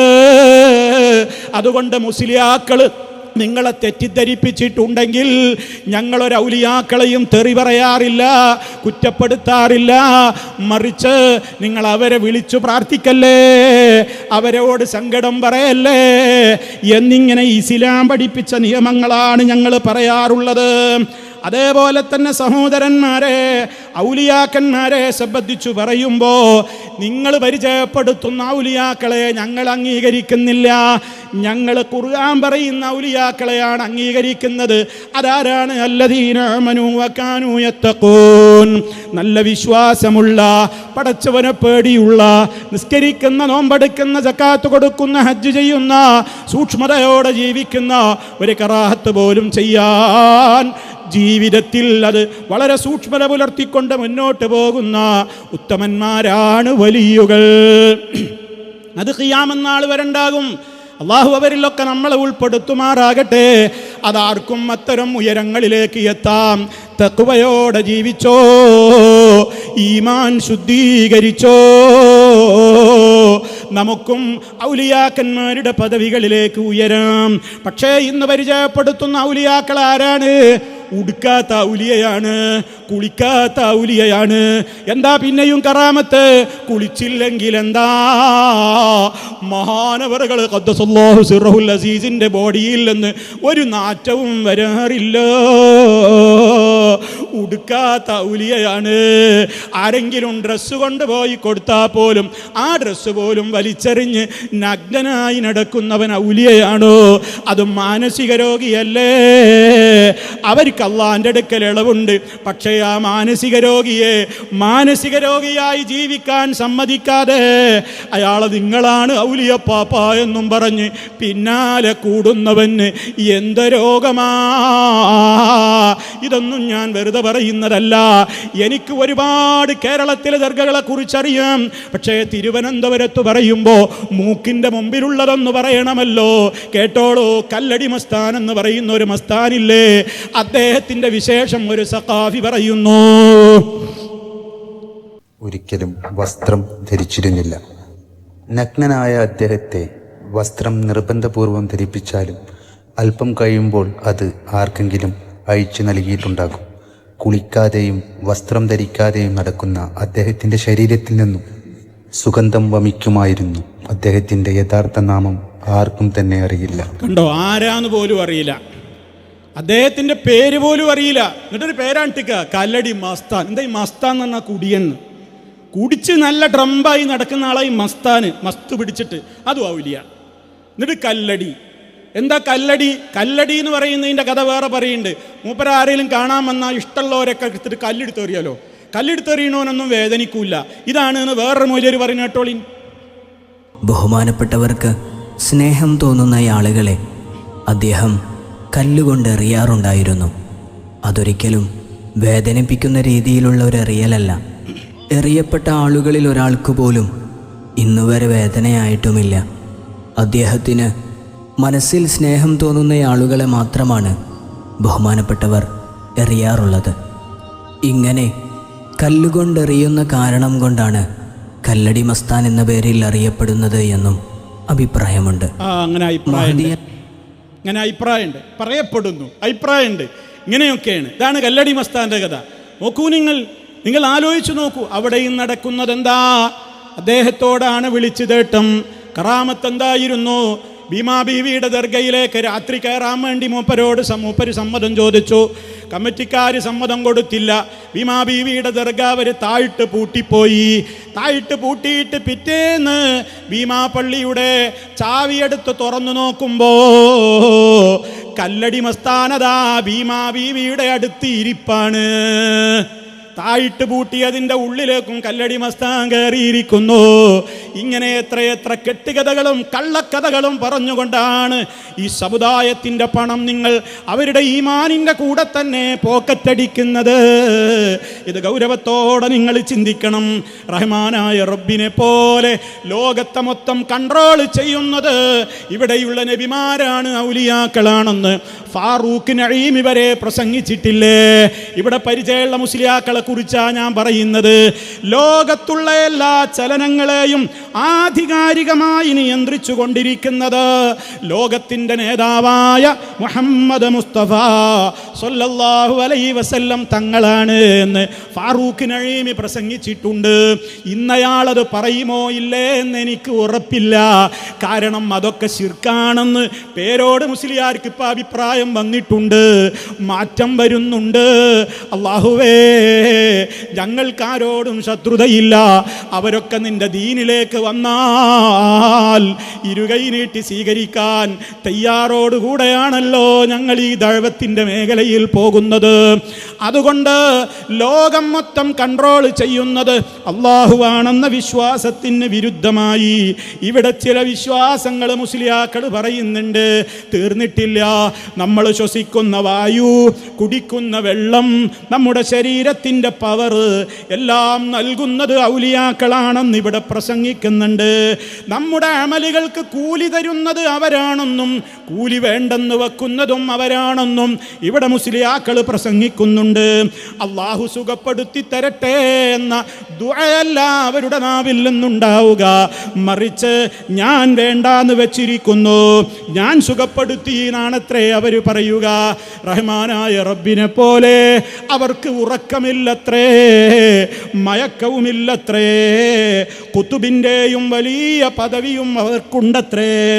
അബ്ദുള്ള എന്ന പദവിയിൽ നിന്ന് അബ്ദു പോയിട്ട് അല്ലാ എന്ന പദവിയിലേക്ക് അവരെത്തുമത്രേ. അപ്പോൾ പിന്നെ അവർ അനല്ലാ, ഞാനാണ് അല്ല എന്ന് പറയുമത്രേ. ഇതിനൊക്കെ ക്ലിപ്പ് കാണിക്കാൻ എൻ്റെ കയ്യിൽ സമയമില്ലാത്തത് കൊണ്ട് ഞാൻ മാറ്റിവെക്കുകയാണ്.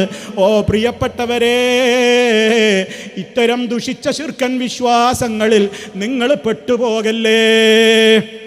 ആക്ഷേപിക്കാനല്ല, നന്നാകാനാ പറയുന്നത്.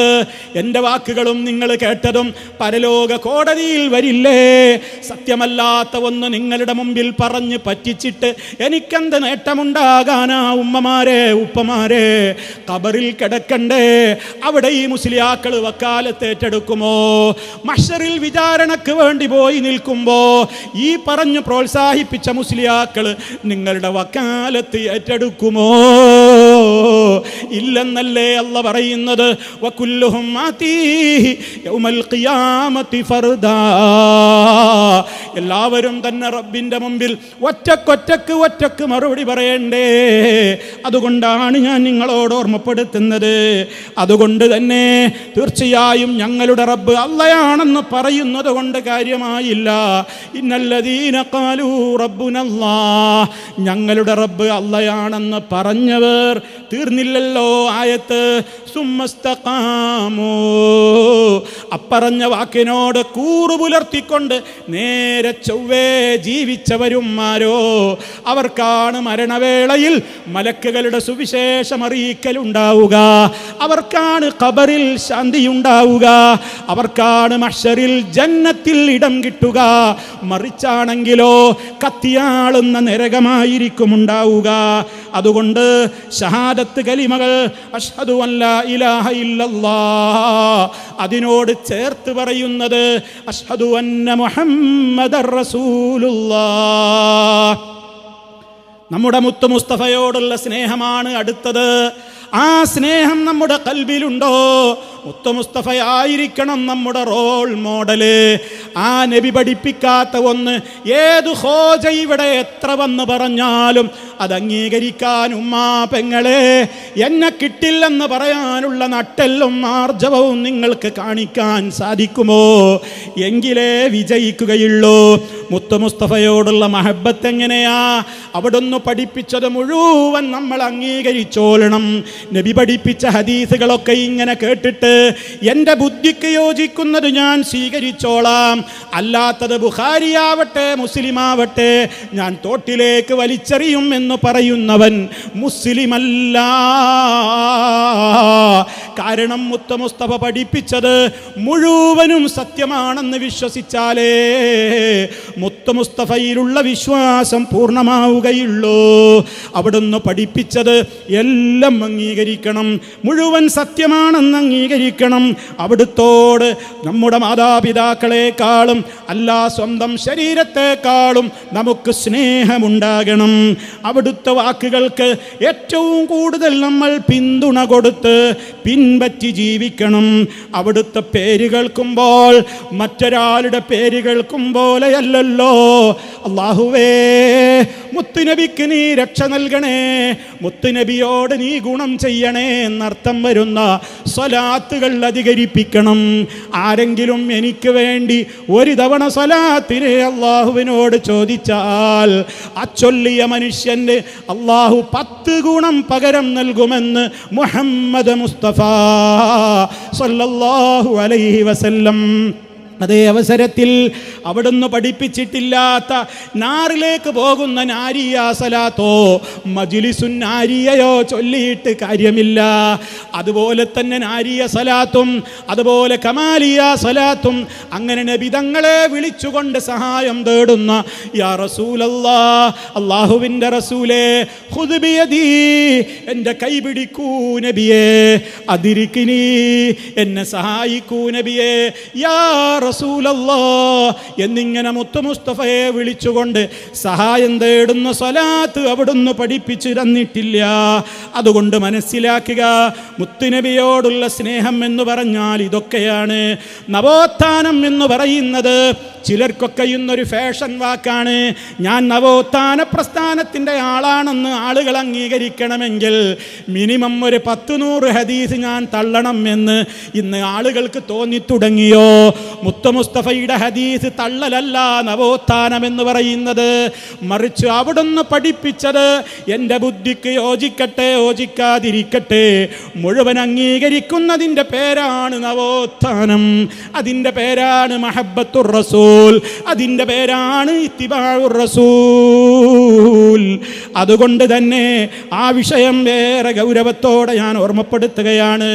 ഇനി എൻ്റെ പ്രിയപ്പെട്ടവരെ, പല മുസ്ലിയാക്കളും നമ്മുടെ സദസ്സിലേക്ക് ആളുകൾ വരാതിരിക്കാനും നമ്മെക്കുറിച്ച് തെറ്റിദ്ധാരണകൾ പ്രചരിപ്പിക്കുവാനും പറയുന്ന ഒരു കളവുണ്ട്. അതെന്തെന്നല്ലേ? ഇവരോട് നിങ്ങൾ അടുക്കല്ലേ, മക്കളെ ഇവരുടെ അടുത്തേക്ക് പറഞ്ഞേക്കല്ലേ. കാരണം ഉപ്പ മരിച്ചാൽ ഉമ്മ മരിച്ചാൽ ദുആ ചെയ്യുന്ന മുസ്ലിയാരെ പോലും അവരെ തടയുന്ന പട്ടിയെ കുഴിച്ചിടും പോലെ കുഴിച്ചിട്ട് പോരുന്ന ആളുകളാണെന്ന് ഞങ്ങളെക്കുറിച്ച് കള്ളം പറയുന്ന ചില മുസ്ലിയാക്കളുണ്ട്. അതൊന്ന് കേൾപ്പിക്കുന്നു ഞാൻ, ശേഷം ഞാൻ ബാക്കി പറയാം. എന്റെ ഉമ്മമാരെ, നിങ്ങളുടെ മക്കളെ ഒരിക്കലും ഇത്തരം കോമാളിത്തരങ്ങൾ ഉറഞ്ഞു തുള്ളുന്നവരോടൊപ്പം പറഞ്ഞു വിടല്ലേ. അവര് മൗലിദ് കിതാബ് കത്തിക്കുന്നവരാണ്. നിങ്ങളുടെ വീട്ടിലേക്ക് നിങ്ങളുടെ മയ്യത്ത് വീട്ടിൽ നിന്ന് കൊണ്ടിറങ്ങുമ്പോ പള്ളിക്കകത്ത് മയ്യത്ത് കൊണ്ട് വെച്ചിട്ട് ഉസ്താദിനോട് അവര് പോയി പറയൂ, എന്റെ വാപ്പാക്ക് വേണ്ടി ദുആ ചെയ്യണ്ട, തൽക്കീനൂതണ്ട, നായയെ കുഴിച്ചിടുന്ന പോലെ മണ്ണ് മാന്തിയിട്ട് കുഴിച്ചിട്ടിട്ട് പോകാൻ ആ മകൻ പറയുന്ന കാലമാണ്. അല്ലാഹുവേ കാക്കണേ റബ്ബേ, കാക്കണേ റബ്ബേ. ഇങ്ങനെ നുണ പറയല്ലേ ബാക്കവി. നോക്കണം, നമ്മളെ പട്ടിനെ നായനെ കൊന്ന് കുഴിച്ചിട്ടിട്ട് മണ്ണ് മാന്തിയിട്ടാണ് പോലാണ്. ആരടോ എന്നോടിത് പറഞ്ഞത്? ആരാ നിന്നോടിത് പറഞ്ഞത്? തെളിയിക്കാൻ നിങ്ങൾക്ക് ഒരവരിയെങ്കിലും കിട്ടുമോ? ഞങ്ങളുടെ സംസാരത്തിൽ നിന്ന് ഒരു മിനിറ്റ് പോയിട്ടൊരു മൈക്രോ സെക്കൻഡ് കൽപ്പിക്കാൻ പറ്റുമോ? മരണപ്പെട്ടു പോയ മാതാപിതാക്കൾക്ക് വേണ്ടി ദുആ ചെയ്യുന്നതിന് ഞങ്ങളെതിരാണെന്ന് പറയാനും അങ്ങനെ അവർക്ക് വേണ്ടി ദുആ ചെയ്യരുതേ എന്ന് പറഞ്ഞ് പള്ളിയിലെ മുസ്ലിയാരോട് മുടക്കുന്ന ആളുകളാണെന്നും തെൽക്കീന് ഞങ്ങൾ ചൊല്ലണ്ട എന്ന് പറയാറുണ്ട്. അതെന്താ? മരിച്ച കബറടക്കി കഴിഞ്ഞിട്ട് 40 ഭാരം മണ്ണുമിട്ട് കഴിഞ്ഞിട്ട് ഒരു മുസ്ലിയാർ ഇന്നുകൊണ്ട് പറയും, ഇതാ നിന്റെ അടുക്കൽ ഇപ്പൊ 2 ഭീകരന്മാരായ മലക്കുകൾ വരും. അവർ നിന്നോട് ഇന്ന ഇന്ന ചോദ്യങ്ങളൊക്കെ ചോദിക്കുമ്പോ നീ ഇന്ന ഇന്ന ഉത്തരങ്ങളൊക്കെ പറഞ്ഞോ എന്ന് ചോദ്യവും ഉത്തരവും അങ്ങോട്ട് പറഞ്ഞു കൊടുക്കുന്ന തൽഖീർ എന്ന് പറയുന്ന കാര്യം ഞങ്ങൾ അംഗീകരിക്കാറില്ല. എന്തേ കാരണമെന്നല്ലേ? മുത്ത മുസ്തഫയിൽ ഞങ്ങൾ വിശ്വസിക്കുന്നു. ഞങ്ങളെ ജീവനേക്കാൾ സ്നേഹിക്കുന്ന മുഹമ്മദ് മുസ്തഫയുടെ നേതൃത്വത്തിൽ എത്ര ജനാസകളാ മദീനയിലും മക്കയിലുമായി ഖബറടക്കം ചെയ്യപ്പെട്ടത്. എവിടെയാ മുത്ത മുസ്തഫ ഇങ്ങനെ ഒരു ചോദ്യവും ഉത്തരവും അവർക്ക് പഠിപ്പിക്കുന്ന ഒരു സംഭവം സ്വഹീഹായ ഒരൊറ്റ ഹദീസിലുണ്ടോ? പ്രമാണത്തിലുള്ളതല്ലേ ചെയ്യേണ്ടത്? മറിച്ച് ഞങ്ങൾ ദുആ ചെയ്യാറില്ലേ? ഖബറിന്റെ സമീപത്തും ദുആ ചെയ്യും, അല്ലാതെയും ദുആ ചെയ്യും. 5 നേരത്തെ പ്രാർത്ഥനകളിലും ഞങ്ങളുടെ പൊന്നു മാതാപിതാക്കളെ ഓർക്കാത്തൊരു ദിവസമില്ല. റബ്ബിഗ്ഫിർലി വലിവാലിദയ്യ വറബ്ബിർഹംഹുമാ കമാ റബ്ബയാനി സഗീറാ. ഞങ്ങളുടെ റബ്ബേ, എന്നോട് പൊറുക്കണേ, എൻ്റെ ഉപ്പാക്ക് പൊറുത്തു കൊടുക്കണേ, എൻ്റെ ഉമ്മാക്ക് പൊറുത്തു കൊടുക്കണേ. ചെറുപ്പകാലത്തിൽ ഞങ്ങളെ അവർ നോക്കി വളർത്തി പരിപാലിച്ചതിന് പകരം ഞങ്ങളുടെ ഡ്രാഫ്റ്റുകളോ റിയാലുകളോ ദീനാറുകളോ ദിർഹമുകളോ ഡോളറുകളോ അവരുടെ കാൽക്കൽ കീഴിൽ ഞങ്ങൾ പോയി കോരിച്ചൊരിഞ്ഞാലും അതിനൊന്നും പകരമാവില്ല റബ്ബേ. ഞങ്ങളെ നോക്കി വളർത്തിയതിന് പകരം നിന്റെ റഹ്മത്ത് കൊണ്ട് നീ എൻ്റെ ഉപ്പാനെ ഉമ്മാനെ പൊതിയണേ. ഇത് ദുആ ചെയ്യുന്ന ആൺകുട്ടികളാ ഞങ്ങള്, ഇത് ദുആ ചെയ്യുന്ന പെൺമക്കളാണ് ഇവിടെ ഇരിക്കുന്നത്, ഇത് ദുആ ചെയ്യുന്നവരാണ് ഞങ്ങള്. ഞങ്ങളുടെ കരളിൻ്റെ കഷ്ണങ്ങളായ മാതാപിതാക്കൾ മരണപ്പെട്ട് കഴിഞ്ഞാൽ അവരുടെ ഖബറിങ്കൽ പോയി സിയാറത്ത് ചെയ്യുന്നവരാ ഞങ്ങള്. പോകാൻ സാധ്യമായില്ലെങ്കിൽ ഞങ്ങളുടെ പ്രാർത്ഥനകളിൽ മുഴുവനും ഞങ്ങൾ ഓർക്കുന്ന എല്ലാ ഘട്ടങ്ങളിലും ഞങ്ങളുടെ പൊന്നുപ്പ, ഞങ്ങളുടെ പൊന്നുമ്മ, അവർക്ക് വേണ്ടി മനസ്സ് പൊട്ടി തേടുന്നവരാണ് ഞങ്ങൾ. ഇത് നിങ്ങളെ ബോധ്യപ്പെടുത്തേണ്ട ആവശ്യമൊന്നും ഞങ്ങൾക്കില്ല. പക്ഷേ ഞങ്ങളുടെ മേൽ നിങ്ങൾ കള്ളം വെച്ച് കെട്ടരുത് ബാക്കവിമാരെ. നിങ്ങളുടെ ഈ വഴലുണ്ടല്ലോ, നിങ്ങൾ എത്ര ആയിരം ആളുകളുടെ മുമ്പിൽ ഇത് തെറ്റിദ്ധരിപ്പിക്കുന്നുണ്ട്. അതുകൊണ്ട് തന്നെ നായെ കുഴിച്ചിട്ട് മാന്തി അതിലേക്ക് അങ്ങോട്ട് തട്ടിയിട്ട് തിരിച്ചു പോരുന്നത് പോലെയാണ് ഞങ്ങൾ ഞങ്ങളുടെ ഉമ്മാനെ ഖബറടക്കാറുള്ളതെന്ന്, ഉപ്പാനെ ഖബറടക്കാനുള്ളതെന്ന് തട്ടിവിട്ട നൗഷാദ് ബാക്കവി, നിങ്ങൾ ഈ നാട്ടുകാരനല്ലേ? ധൈര്യമുണ്ടോ നിങ്ങൾക്കതൊന്ന് തെളിയിക്കാൻ? പച്ചക്കള്ളം പറയുന്ന നാവ് പരലോകത്ത് സീല് വെക്കുമ്പോ ഈ വാചാലത എവിടെ കാണുമോ? ഗൗരവത്തോടെ ഓർമ്മപ്പെടുത്തുന്നു. ഫാമിലി കോൺഫറൻസ് ആയതുകൊണ്ട് ഞാനത് പറയാതെ പോയാൽ എൻ്റെ ഉമ്മമാര് തെറ്റിദ്ധരിക്കുമോ? ഇവർ മരിച്ചവർക്ക് വേണ്ടി ഒന്നും ചെയ്യാത്തവരാണെന്ന് തെറ്റിദ്ധാരണ ഉണ്ടാകരുത്. നിങ്ങൾ ആലോചിക്ക്, ഏറ്റവും വലിയ പുണ്യകർമ്മമല്ലേ മരിച്ചവർക്ക് വേണ്ടിയുള്ള നിസ്കാരം? അതല്ലേ ജനാസ നിസ്കാരം? എന്നാൽ ഈ പുരപ്പുറത്ത് കയറിയിട്ട് മുജാഹിദുകൾക്ക് എതിര് പറയുന്ന മുസ്ലിയാക്കളൊക്കെ എന്താ സമൂഹത്തോട് പറയാറുള്ളത്? മരിച്ചാൽ പെണ്ണുങ്ങളെ നിങ്ങൾക്ക് മയ്യത്ത് നിസ്കരിക്കാൻ പാടില്ല പോലും. നിങ്ങൾ ആലോചിക്കണം, ഞാൻ പുറത്തു നിന്നുള്ള മുസ്ലിയാക്കളെ അല്ല ഇവിടെ കൊണ്ടുവരുന്നത് മുഴുവനും, നിങ്ങൾക്ക് പരിചയമുള്ള മുസ്ലിയാക്കളെയാണ് ഞാൻ കൊണ്ടുവരുന്നത്. അവർ പറയുന്നത് എന്താ? പെണ്ണുങ്ങളെ നിങ്ങൾ നിസ്കരിക്കണ്ട, നിങ്ങൾക്ക് നിസ്കരിക്കാൻ പാടില്ല, അത് ശറയിലില്ലാത്തത് കൂട്ടലാണ്. അതുകൊണ്ട് എന്നിട്ട് ചോദിക്കുന്നുണ്ട് ആൾക്കാരോട്, ഈ നാട്ടിൽ ആരും അങ്ങനെ നിസ്കരിക്കണോരില്ലല്ലോ, അൽഹംദുലില്ലാഹ് എന്നൊക്കെ അയാൾ പറയുന്നുണ്ട്, വലിയ മഹാപാപം ചെയ്യുന്നത് പോലെ. ഉമ്മമാരെ, നിങ്ങളുടെ പൊന്നുപ്പ മരണപ്പെട്ടാൽ, നിങ്ങളുടെ പൊന്നുമ്മ മരിച്ചു കിടക്കുമ്പോൾ കഫൻ ചെയ്ത് കുളിപ്പിച്ച് കഫൻ ചെയ്ത് മയ്യത്ത് പള്ളിക്കാട്ടിലേക്ക് എടുക്കുന്നതിൻ്റെ മുമ്പ് നിങ്ങൾക്ക് അവസാനമായി എൻ്റെ ഉപ്പാക്ക് പുറത്തു കൊടുക്കണേ, എൻ്റെ പ്രിയപ്പെട്ട ഭർത്താവിന് പുറത്തു കൊടുക്കണേ, എൻ്റെ പൊന്നാങ്ങളക്ക് പുറത്തു കൊടുക്കണേ, എൻ്റെ പൊന്നുമോന് പുറത്തു കൊടുക്കണേ എന്ന് പറഞ്ഞ് നിസ്കരിക്കാൻ നിങ്ങൾക്ക് പാടില്ല. അത് മതത്തിൽ കൂട്ടിച്ചേർക്കലാണെന്ന് പ്രസംഗിച്ച മുസ്ലിയാരെ നിങ്ങളൊന്ന് കണ്ടോളൂ, അയാളുടെ സംസാരവും നിങ്ങളൊന്ന് കേട്ടോളൂ. നമ്മുടെ മയ്യത്തിലൊക്കെ വെച്ചിട്ട് അല്ലാഹുമ്മ ഗഫിർ ലഹു, അദ്ദേഹത്തിന് നീ പുറത്തു കൊടുക്കണേ. മൂന്നാമത്തെ തക്ബീറായിട്ട് മയ്യത്ത് നിസ്കരിക്കുമ്പോൾ അങ്ങനെയല്ലേ? സ്ത്രീകൾക്ക് മയ്യത്ത് നിസ്കാരം ഇല്ല, അത് ശ്രദ്ധിക്കണം. ഇന്ന് സമൂഹത്തിൽ പടർന്നു വന്നിരിക്കുകയാണ്. യഊദു ബില്ലാഹി, അല്ലാഹു കാത്തിരക്ഷിക്കട്ടെ. ഇസ്ലാമിൽ അടിസ്ഥാനവും ഇല്ല. വളരെ ശ്രദ്ധിക്കേണ്ട ഒരു വിഷയമാണ്. സാന്ദർഭികമായി ഞാൻ വീണ്ടും ഉണർത്തുന്നു, സ്ത്രീകൾക്ക് മയ്യത്ത് നിസ്കാരം ഇല്ലാത്തതാണ്. അത് നമ്മുടെ സമുദായത്തിൽ ഇപ്പൊ ഇങ്ങനെ കടന്നു വന്നു കൂടിയിട്ടുണ്ട്. പക്ഷെ അതവിടെ മയ്യത്ത് ഞങ്ങൾക്ക് കരിക്കണം, ഫാത്തിഹ വിളിക്കല്ലേ, മയ്യത്ത് കരിക്കണം, ഒന്നും ഇല്ല, കീഴ്വായി വിട്ടിട്ട് ഇരിക്കുക. അല്ലാഹു അക്ബർ. ചില ആളുകൾ പരതായിട്ടോണ്ട് ഇറങ്ങിയിട്ടുണ്ടാകും രംഗപ്രവേശം. അവര് കൈകെട്ടുമ്പോൾ അതിന് കൂട്ടത്തി തോള് വരെ കാണിച്ചുകൊണ്ട് ചില താത്താമാരും കൂടെ എന്നിട്ട് കൈകെട്ടുക. അവരുടെ അവൃത്ത് പോലും മറച്ചിട്ടില്ല, ചുരിദാറൊക്കെ വെച്ച് അഡ്ജസ്റ്റ് ചെയ്ത് നിൽക്കുക. സുജൂതി അങ്ങോട്ട് സുജൂതി ചെയ്യാൻ പോവാ. സുജൂതി അതിനകത്തില്ലല്ലോ, എന്നാലും എങ്ങോട്ടെങ്കിലും പോയേക്കാം. നിസ്കരിക്കുന്ന അങ്ങോട്ട് കാണിക്കുകയാണ്, ഞങ്ങളൊക്കെ നിസ്കാരക്കാരാണ്, ഒരു സംഭവമാണെന്ന് കാണിക്കുക. സത്യത്തിൽ അവരറിയുന്നില്ല, സ്ത്രീകൾക്ക് മയ്യത്ത് നിസ്കാരം ശറ അനുവദിച്ചിട്ടില്ല. ആവശ്യമില്ലാത്ത സുബൈ പോയി കരിക്കുങ്ങൾ. രാവിലെ സുബൈ കരിച്ചിട്ടുണ്ടോ? സുബഹി നമസ്കാരം നിർവഹിക്കാതെ, ദുഹർ നമസ്കരിക്കാതെ, അസർ നമസ്കരിക്കാതെ, നിങ്ങളുടെ മേൽ നിർബന്ധമാക്കപ്പെട്ട നമസ്കാരങ്ങളും അതിനു മുമ്പും ശേഷവും ഉള്ളതാകുന്ന റവാത്തിബാകുന്ന സുന്നത്ത് നമസ്കാരങ്ങൾ നിർവഹിക്കാതെ എന്തിന് നിങ്ങൾ ദീനിൽ കൂട്ടിക്കൊണ്ടുവരണം? നിങ്ങൾ എന്തിനാ കൂട്ടുന്നത് ആവശ്യമില്ലാതെ? ദീൻ ഇവിടെ പൂർണ്ണമാണ്. അൽയൗമ അക്മൽതു ലക്കും ദീനക്കും വഅത്മംതു അലൈക്കും നിഅമതി വറളീതു ലക്കുമുൽ ഇസ്ലാമ ദീനാ. അതല്ലേ ഹജ്ജത്തുൽ വദായിൽ വെച്ചുകൊണ്ട് ആദരവായ പ്രവാചകൻ മുഹമ്മദ് റസൂലുള്ളാഹി സല്ലല്ലാഹു അലൈഹി വസല്ലം തങ്ങൾ ഓതി വെച്ചത് അതല്ലേ? നബി തങ്ങൾ ഒറ്റ ഹജ്ജ് ചെയ്തിട്ടുള്ളൂ. ആ പരിശുദ്ധ പ്രവാചകൻ അവിടെ വെച്ചുകൊണ്ട് ഓതിക്കൊടുക്കുകയാണ്, ഇന്നത്തെ ദിവസം നിങ്ങൾക്ക് ഇതാ ദീൻ പൂർത്തീകരിച്ചു തന്നിരിക്കുന്നു. ആ ദീനിലേക്ക് ആവശ്യമില്ലാത്ത ഒന്നും കൂട്ടണ്ട. നിങ്ങളുടെ നിസ്കാരമൊന്നും ഇവിടെ നിങ്ങൾ മയ്യത്ത് നിസ്കരിക്കണ്ട. നിങ്ങൾ എന്ത് ചെയ്താൽ മതി? ഖുർആൻ ഓതിക്കോ, ദിക്ർ ചൊല്ലിക്കോ, എന്നിട്ട് ആ മയ്യത്തിന് വേണ്ടി ഹദിയ ചെയ്യും. നിങ്ങൾക്ക് പറ്റുന്ന ജോലി ചെയ്യും. ഇവിടെ അങ്ങനെ നോക്കണം നിങ്ങൾ. എന്താ ഇപ്പം അയാൾ പറയണത്? ഒച്ചട്ട് പറഞ്ഞത് എന്താ? ആയത്തോതിയിട്ടാ തെളിവ് പറയണത്. ഇത് ബിദഅത്താണ്, നിങ്ങൾ മയ്യത്തിന് വേണ്ടി നിസ്കരിക്കരുത്. എന്തൊക്കെയാണ് ഇപ്പോൾ ആ പെണ്ണുങ്ങളെ കുറിച്ച് പറഞ്ഞത്? കീവായി വിട്ട് ഇരിക്കുകയാണ്, ഉതുമില്ല, എന്നിട്ട് പോയിട്ട് ഇങ്ങനെ കയ്യെട്ടും. സുജൂദ് എന്ന് മൂപ്പര് അബദ്ധത്തിൽ മൂപ്പര് സുജൂദ് എന്ന് പറയുന്നുണ്ട്, അതും പെണ്ണുങ്ങളെ പേരിൽ വെച്ചിട്ടുണ്ട്. മയ്യത്ത് നിസ്കാരത്തിൽ സുജൂദില്ലല്ലോ, എന്നാലോചിച്ച് നോക്കണം. അങ്ങനെ പല കോപ്രായങ്ങളും കാട്ടിയിട്ട് ഈ നാട്ടുകാരോട് സംസാരിച്ച കുമ്മനം അസ്ഹരി, നിങ്ങളോട് ചോദിക്കട്ടെ, നിങ്ങൾ ബുഖാരി ഓതിയണോ? നിങ്ങൾ മുസ്ലിം ഓതിയണോ? നിങ്ങൾ ഹദീസിൻ്റെ കിതാബ് കണ്ടുകണോ? വായിച്ചിട്ടുണ്ടോ? എന്നാൽ ഞങ്ങളുടെ നേതാവായ ഞങ്ങളുടെ മുത്ത മുസ്തഫയുടെ പ്രിയപ്പെട്ട പത്നി, ഞങ്ങളുടെ പൊന്നുമ്മയായ ആയിഷ ബീവി റളിയല്ലാഹു അൻഹാ, അവരിൽ നിന്ന് ഉദ്ധരിക്കുന്ന ഒരു സംഭവം കേട്ടോ.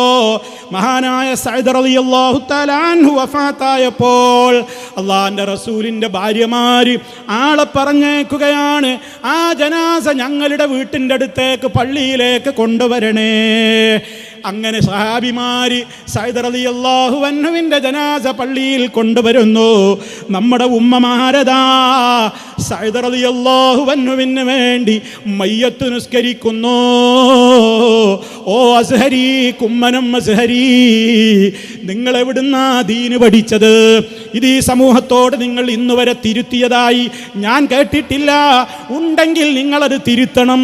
എന്നിട്ട് സ്ത്രീകൾക്ക് അവരുടെ ഉമ്മാക്ക് വേണ്ടി ഉപ്പാക്ക് ഉപ്പാക്ക് വേണ്ടി, മോന് വേണ്ടി, ഭർത്താവിന് വേണ്ടി, ബന്ധുക്കൾക്ക് വേണ്ടി അങ്ങനെ ഒരു പുണ്യകർമ്മം നിർവഹിക്കാൻ പാടില്ലെന്നും അത് ശറയിൽ കൂട്ടലാണെന്നും അള്ളാന്റെ സൂറത്തുൽ മാഇദയിലെ ആയത്തിനെതിരാണെന്നുമൊക്കെ നിങ്ങൾ പറയുമ്പോ എത്ര ഗൗരവമാണ് നിങ്ങൾ ഈ സമൂഹത്തോട് പറയുന്നത്.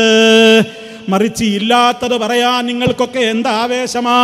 നോക്കൂ നിങ്ങൾ, നേരത്തെ ഞാൻ കാണിച്ച നൗഷാദ് ബാക്കവി പറയുകയാണ്, മരിച്ചുപോയവരൊക്കെ നമ്മുടെ വീട്ടിലേക്ക് ഒരു കൊല്ലത്തിൽ 7 ദിവസം ഇങ്ങനെ നമ്മുടെ വീടിൻ്റെ ഉമ്മറപ്പടിക്കൽ വന്നിട്ട് നമ്മളെ നോക്കിയിട്ട് ഇങ്ങനെ കരഞ്ഞു പറയുമത്രേ. അയാൾ പറയട്ടെ, ബാക്കി ഞാൻ പറയാം. മരണപ്പെട്ട് കഴിഞ്ഞാൽ നമ്മുടെ റൂഹ് എന്നാണ് തിരിച്ച് വീട്ടിലേക്ക് വരുന്നത്? 7 രാത്രികളിൽ നൗഷാദ് ബാക്കവിയുടെ മകൻ മുസ്താഖ് അഹമ്മദിന്റെ റൂഹ് ഞങ്ങൾ താമസിക്കുന്ന വീടിന്റെ വാതിലിൽ വന്ന് നിന്നിട്ട് ഞങ്ങളോട് കരഞ്ഞുകൊണ്ട് ചില വർത്തമാനങ്ങൾ പറയും. 7 രാത്രികളിൽ നിങ്ങളുടെ മരണപ്പെട്ടു പോയ ഉമ്മ, നിങ്ങളുടെ ഉപ്പ, നിങ്ങളുടെ സഹോദരങ്ങൾ, നിങ്ങളുടെ കൂടപ്പിറപ്പുകൾ എല്ലാവരും അങ്ങനെ വരുമെന്നാണ് സ്വഹീഹായ ഹദീസാണ്. അബൂ ഹുറൈറ റളിയല്ലാഹു തആല റിപ്പോർട്ട് ചെയ്യുന്ന ഹദീസ്. നോക്കണം നിങ്ങൾ. ഇപ്പം അദ്ദേഹം പറഞ്ഞതെന്താ? അദ്ദേഹത്തിൻ്റെ മോൻ മരണപ്പെട്ടിട്ടുണ്ട് എന്നാണ് ഞാൻ അറിഞ്ഞത്. അള്ളാഹു ഏതായാലും ആ പൊന്നു മോന് സ്വർഗം നൽകട്ടെ. ഇവിടെ ഞാൻ ഉദ്ദേശിച്ച കാര്യം എന്താണെന്നറിയോ? അദ്ദേഹം പറയുന്നത് എന്താ?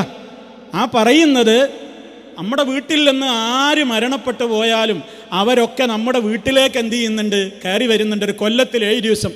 സ്വഹീഹായ ഹദീസിലാണ്. എവിടെ മുസ്ലിയാരെ? തിരുവനന്തപുരത്തുകാരോടൊന്ന് പറഞ്ഞു കൊടുക്കൂ. മൈക്ക് കെട്ടിയിട്ടോ അല്ലാതെയോ വാട്സപ്പിലോ എവിടെയെങ്കിലും ഒന്ന് പറയൂ.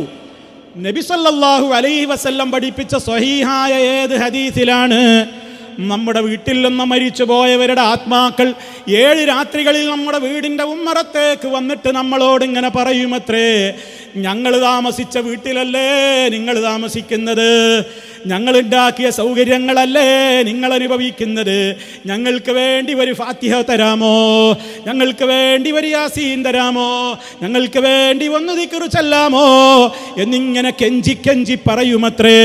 നമ്മൾ വല്ലതും അവർക്ക് കൊടുത്താൽ സന്തോഷത്തോടെ അവർ ഖബറിലേക്ക് പോകുമത്രേ. കൊടുത്തില്ലെങ്കിലോ പൊട്ടിക്കരഞ്ഞിട്ട് നിരാശയോടെ അവർ ഖബറിലേക്ക് പോകുമത്രേ എന്നാണ് ബാക്കി മൂപ്പര് പറയുന്നത്. സമയമില്ലാത്തത് കൊണ്ട് ഞാൻ ബാക്കി കേൾപ്പിക്കാത്തതാണ്. ചോദിക്കട്ടെ, മുജാഹിദുകളുടെ നേരെ നിങ്ങൾ കൊഞ്ഞനം കുത്തിയില്ലേ? പട്ടിയെ കുഴിച്ചിട്ട് പോരും പോലെ പോരും എന്ന് നിങ്ങളുടെ നാവ് കൊണ്ട് പറഞ്ഞില്ലേ? മുത്ത മുസ്തഫായുടെ പേരിലും നിങ്ങൾ കളവല്ലേ പറഞ്ഞത്?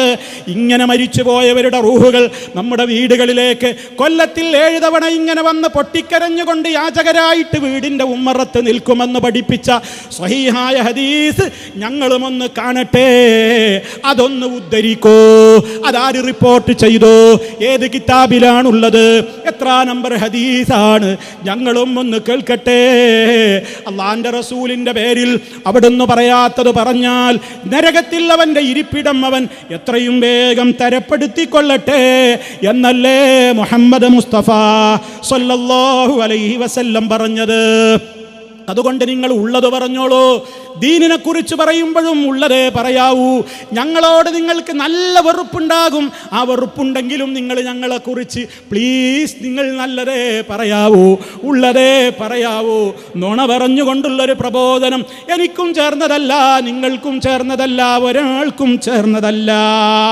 അതുകൊണ്ട് നല്ല ശ്രദ്ധ വേണം. അതേപോലെ തന്നെ കുടുംബത്തിൻ്റെ കാര്യത്തിൽ നമുക്ക് നല്ല ശ്രദ്ധ വേണം. വീട്ടിൽ ഖുർആൻ പാരായണമില്ലാത്തൊരു ദിനമുണ്ടാകരുത്. വീട്ടിലെ മെമ്പർമാർ മുഴുവനും ദിക്റുകൾ ദുആകൾ ചൊല്ലി എന്ന് ഉറപ്പുവരുത്തണം. നമ്മുടെ മാതാപിതാക്കളെ പൊന്നുപോലെ നോക്കണം. വെട്ടിക്കൊല്ലുന്ന മക്കളുണ്ടെന്ന് നേരത്തെ കേട്ട് കഴിഞ്ഞു. ഉമ്മയാണ് സ്വർഗം, ഉപ്പയാണ് സ്വർഗം. അള്ളാഹുവിന് എതിരായ കാര്യങ്ങൾ അവർ നമ്മോട് പറയാത്തിടത്തോളം കാലം അനുസരിച്ചേക്കണേ. ഛേ എന്നൊരു വാക്കുപോലും പറഞ്ഞു പോകരുതേ.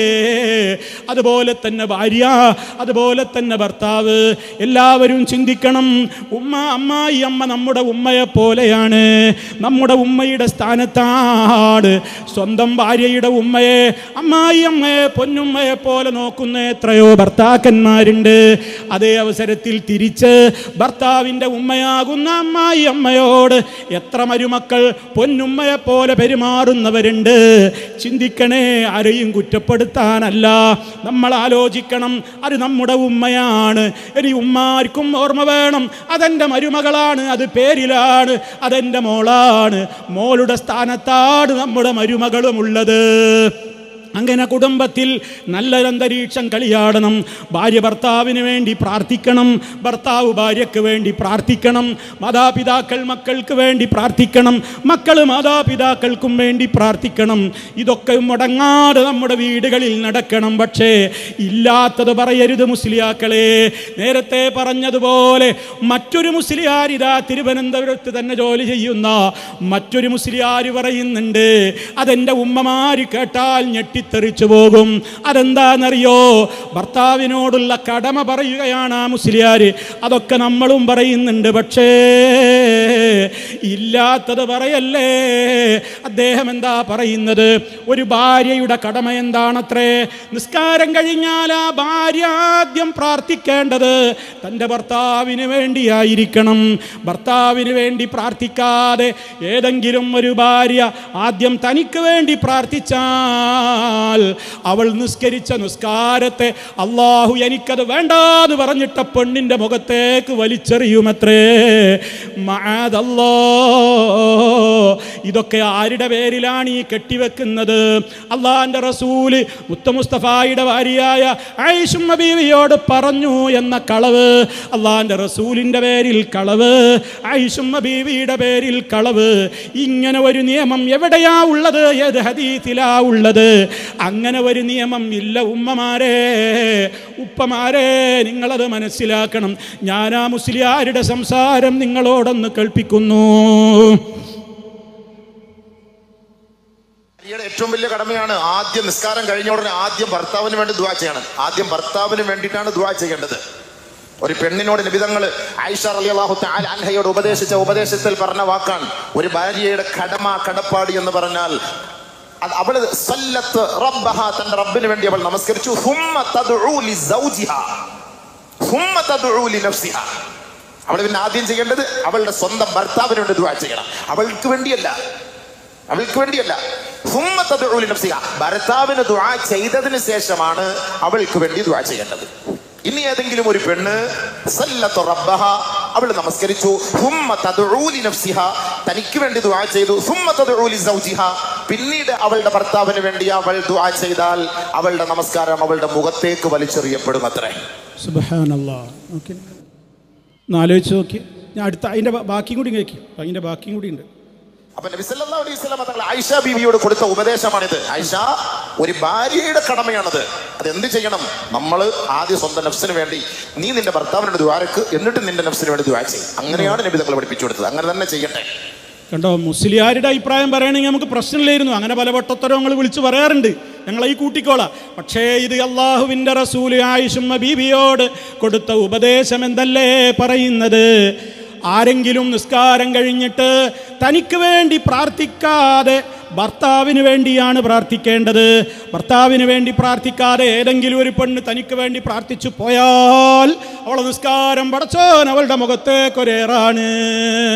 ഒന്നാലോചിച്ച് നോക്കി, തിരുത്തി മൂല്യരങ്ങൾ ഇതൊക്കെ വിശ്വസിച്ച് നടക്കണ ഒരുപാട് ഉമ്മാരുണ്ടാവും, ഒരുപാട് പെങ്ങന്മാരുണ്ടാവും. പേടിച്ചിട്ട് ഇങ്ങനെ നിസ്കരിക്കുമ്പോൾ ഞാൻ അഥവാ എനിക്കത്തെ പ്രാർത്ഥിച്ചു പോവൂ, ഈ ചങ്ങായിക്ക് വേണ്ടി ആദ്യം പ്രാർത്ഥിച്ചിട്ടില്ലെങ്കിൽ നിസ്കാരവും സ്വീകരിക്കൂല എന്നൊക്കെ ബേജാറായി നടക്കുന്ന പെങ്ങന്മാർക്കൊരു ആശ്വാസം നൽകൂ പ്രിയപ്പെട്ട മുസ്ലിയാരെ.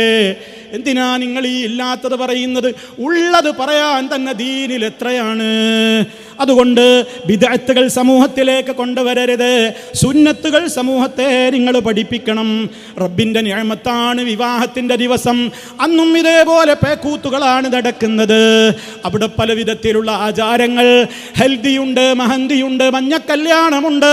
അതുപോലെ തന്നെ പല രൂപത്തിലുള്ള കമ്പിത്തിരികൾ കത്തിക്കലും പൂത്തിരി കത്തിക്കലും, അതുപോലെ അതുപോലെ തന്നെ സേവ് ദ ഡേറ്റും അതുപോലെ ഫോട്ടോഷൂട്ടുകളും ആണും പെണ്ണുമെല്ലാം കൂടി ഒന്നിച്ച് സ്റ്റേജിൽ അണിനിരന്നുകൊണ്ടുള്ള ഫോട്ടോഷൂട്ടുകളും അതുപോലെ തന്നെ മരം ചുറ്റി പ്രേമങ്ങൾ നിക്കാഹ് കഴിഞ്ഞിട്ടില്ലാത്തവരും ഉള്ളവരുമൊക്കെ അത് ചെയ്തിട്ട് ഇൻസ്റ്റയിലൊക്കെ അത് അപ്ലോഡ് ചെയ്യുന്ന ആ വിധത്തിലുള്ള ഒരുപാട് സമ്പ്രദായങ്ങളുണ്ട്. പെണ്ണേ, നിന്റെ വേഷം നീ ശ്രദ്ധിക്കണം. ലാ യദ്ഖുൽനൽ ജന്ന, സ്വർഗത്തിൽ പ്രവേശിക്കൂല. സ്വർഗത്തിൽ പ്രവേശിക്കുന്നത് പോയിട്ട് സ്വർഗത്തിന്റെ മണം പോലും ആസ്വദിക്കാനാവില്ലെന്നല്ലേ ഇസ്ലാമിന്റെ വേഷം ധരിക്കാത്ത പെണ്ണിനോട്, ഞാൻ മുസ്ലിം പെണ്ണിനോടാ പറയുന്നത്. നാളെ ആരും ഇത് അന്തിച്ചർച്ചയ്ക്ക് ചാനലിൽ കൊണ്ടുവരണ്ട.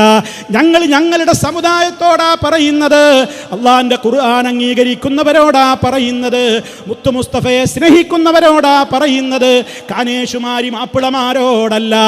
അതുകൊണ്ട് അതാരും പൊക്കി പിടിക്കണ്ട. അതുകൊണ്ട് നിയമം അനുസരിച്ച് ജീവിക്കാൻ തയ്യാറുള്ളവരോടാണ് ഓർമ്മപ്പെടുത്തുന്നത്. നിങ്ങളിങ്ങനെ ഈ പ്രായപൂർത്തിയായ പെണ്ണുങ്ങൾ ഇങ്ങനെ പാൻറ്റും ഷർട്ടും ധരിക്കുന്നു, തല അടക്കി ഒരു കെട്ടാണ്, അതേ സ്കാർഫ് എന്ന രൂപത്തിൽ അങ്ങനെ തലമറച്ചിട്ടുണ്ട്, മാറുമറച്ചിട്ടില്ല. ശരീരത്തിൻ്റെ പല ഭാഗങ്ങളുടെയും അതുപോലെ തന്നെയുള്ള പ്രകടമായ പല വിധത്തിലും അത് പ്രകടിപ്പിക്കുന്ന രീതിയാണ്. ശ്രദ്ധിക്കണം ഉമ്മമാരെ, പടച്ച റബ്ബിനെ ഭയപ്പെടുന്നവരോടാ പറയുന്നത്. മരിച്ചു കഴിയുമ്പോൾ ഈ ചുരിദാറും അതുപോലെ തന്നെ ഈ ടൈറ്റ് പാൻറ്റും ഒന്നും ഇട്ടിട്ടല്ല ഖബറിലേക്ക് കൊണ്ടുപോവുക. എല്ലാം അഴിച്ചൂരി അതേ കഫൻ കുടവയിൽ പൊതിഞ്ഞു, ആഭരണങ്ങൾ മുഴുവനും എടുത്തോ. അതേ റമദാനാ വരുന്നത്, അതേ നിങ്ങളുടെ സക്കാത്തിന്റെ കണക്ക് നോക്കിക്കോ. ആഭരണങ്ങൾക്ക് സക്കാത്തില്ലെന്ന് ചിലരൊക്കെ അഭിപ്രായം പറഞ്ഞവരുണ്ടെങ്കിലും ഉണ്ടെന്ന അഭിപ്രായമാണ് പ്രബലം. അതുകൊണ്ടത് കൊടുത്തോളൂ. നരകത്തിയിലെ മോതിരം വേണ്ട, നരകത്തിയിലെ വളകളണിയണ്ട. നമുക്ക് സ്വർഗമാണ് വേണ്ടത്. അതിനാവശ്യമുള്ളത് നമ്മൾ ചെയ്യണം. വിശുദ്ധ റമദാനാ വരുന്നത്. ശുദ്ധീകരിക്കപ്പെട്ട മനസ്സോടെയാണ് റമദാനിലേക്ക് കയറേണ്ടത്. ആദ്യം മുക്തമാവണം മനസ്സിലെ എല്ലാ കറകളും. അതേ തൗഹീദിന് വിരുദ്ധമായ ഏത് അന്ധവിശ്വാസങ്ങളുണ്ടോ മനസ്സിൽ ക്ലീനാക്കിയിട്ടേ റമദാനിൽ കയറാവോ. മനുഷ്യരോട് നിങ്ങൾക്ക് ആരോടെങ്കിലും, ഉറ്റവരോടോ ഉടയവരോടോ ബന്ധുക്കളോടോ അയൽക്കാരോടോ നാട്ടുകാരോടോ ആരോടെങ്കിലും നിങ്ങളുടെ മനസ്സുകളിൽ വല്ല വിദ്വേഷവും പകയുമുണ്ടോ? എല്ലാം പറഞ്ഞ് തീർക്കാതെ റമദാനിലേക്ക് കടക്കരുത്. കാരണം അവരോടൊക്കെ തെറ്റി നടന്നിട്ട് നിങ്ങൾ നോമ്പെടുത്തിട്ട് ആ നോമ്പ് അല്ലാഹു സ്വീകരിക്കൂല. അങ്ങനെ എല്ലാ നിലക്കും മനസ്സൊന്ന് ക്ലിയറാക്കിക്കോ. അമ്മായിമ്മയോട് തെറ്റിയ മരുമോളുണ്ടോ? മരുമോളോട് തെറ്റിയ അമ്മായിമ്മയുണ്ടോ? പുതിയ ആപ്പിളയോട് തെറ്റിയ മോശനുണ്ടോ? തിരിച്ചുമുണ്ടോ? ഉമ്മയോട് തെറ്റിയ മക്കളുണ്ടോ? ആരോടൊക്കെ തെറ്റുണ്ടോ ഉടനെ സലാം പറഞ്ഞ് നന്നായിട്ട് റമദാനിലേക്ക് കയറിയാൽ മതി. ഇല്ലെങ്കിൽ ആ നോമ്പ്, ആ നിസ്കാരം അല്ലാഹുവിന് വേണ്ട. നിങ്ങൾ ആലോചിക്കണം. ആ നിലക്ക് പാപക്കറകളില്ലെന്ന് മുക്തമായി ശുദ്ധമായി മനസ്സൊന്ന് ശുദ്ധീകരിച്ചുകൊണ്ടാണ്, എല്ലാ അർത്ഥത്തിലുമുള്ള സ്വഭാവശുദ്ധിയും സാമ്പത്തിക ശുദ്ധിയുമൊക്കെ നേടിയിട്ടാണ് നമ്മൾ റമദാനിലേക്ക് കടക്കേണ്ടത്. അതിനുള്ള ഒരു തൗഫീഖിന് വേണ്ടിയാണ് നമ്മൾ പ്രവർത്തിക്കേണ്ടത്. ആ രൂപത്തിൽ നിങ്ങളെല്ലാവരും ചിന്തിക്കണം, അതിനുവേണ്ടി പഠിക്കണം, അതിനനുസരിച്ചുകൊണ്ട് നമ്മുടെ ജീവിതത്തെ ക്രമപ്പെടുത്തണം. ഇന്ന് മരിച്ചാൽ നമുക്കിനി ഒന്നും ചെയ്യാൻ, നമുക്ക് വേണ്ടി ഒന്നും നമുക്ക് ചെയ്യാനില്ലല്ലോ. പക്ഷേ നമുക്കിവിടെ ബാക്കിയാക്കാൻ പറ്റാവുന്ന എത്രയോ സൽക്കർമ്മങ്ങളില്ലേ? നമ്മുടെ അറബി കോളേജുകൾ, നമ്മുടെ മക്കൾക്ക്, ആൺമക്കൾക്കും പെൺമക്കൾക്കും പഠിക്കാനുള്ള അവസരങ്ങൾ, എന്തെന്ത് അവസരങ്ങളാണ് നിങ്ങളുടെ മുമ്പിലുള്ളത്. നിങ്ങളുടെ സദഖകൾ കൊടുത്തുകൊണ്ട് നിങ്ങൾ ആ സ്ഥാപനങ്ങളെ സഹായിക്കണം. ലക്ഷങ്ങൾ കടത്തിലുള്ള സ്ഥാപനമാണ്.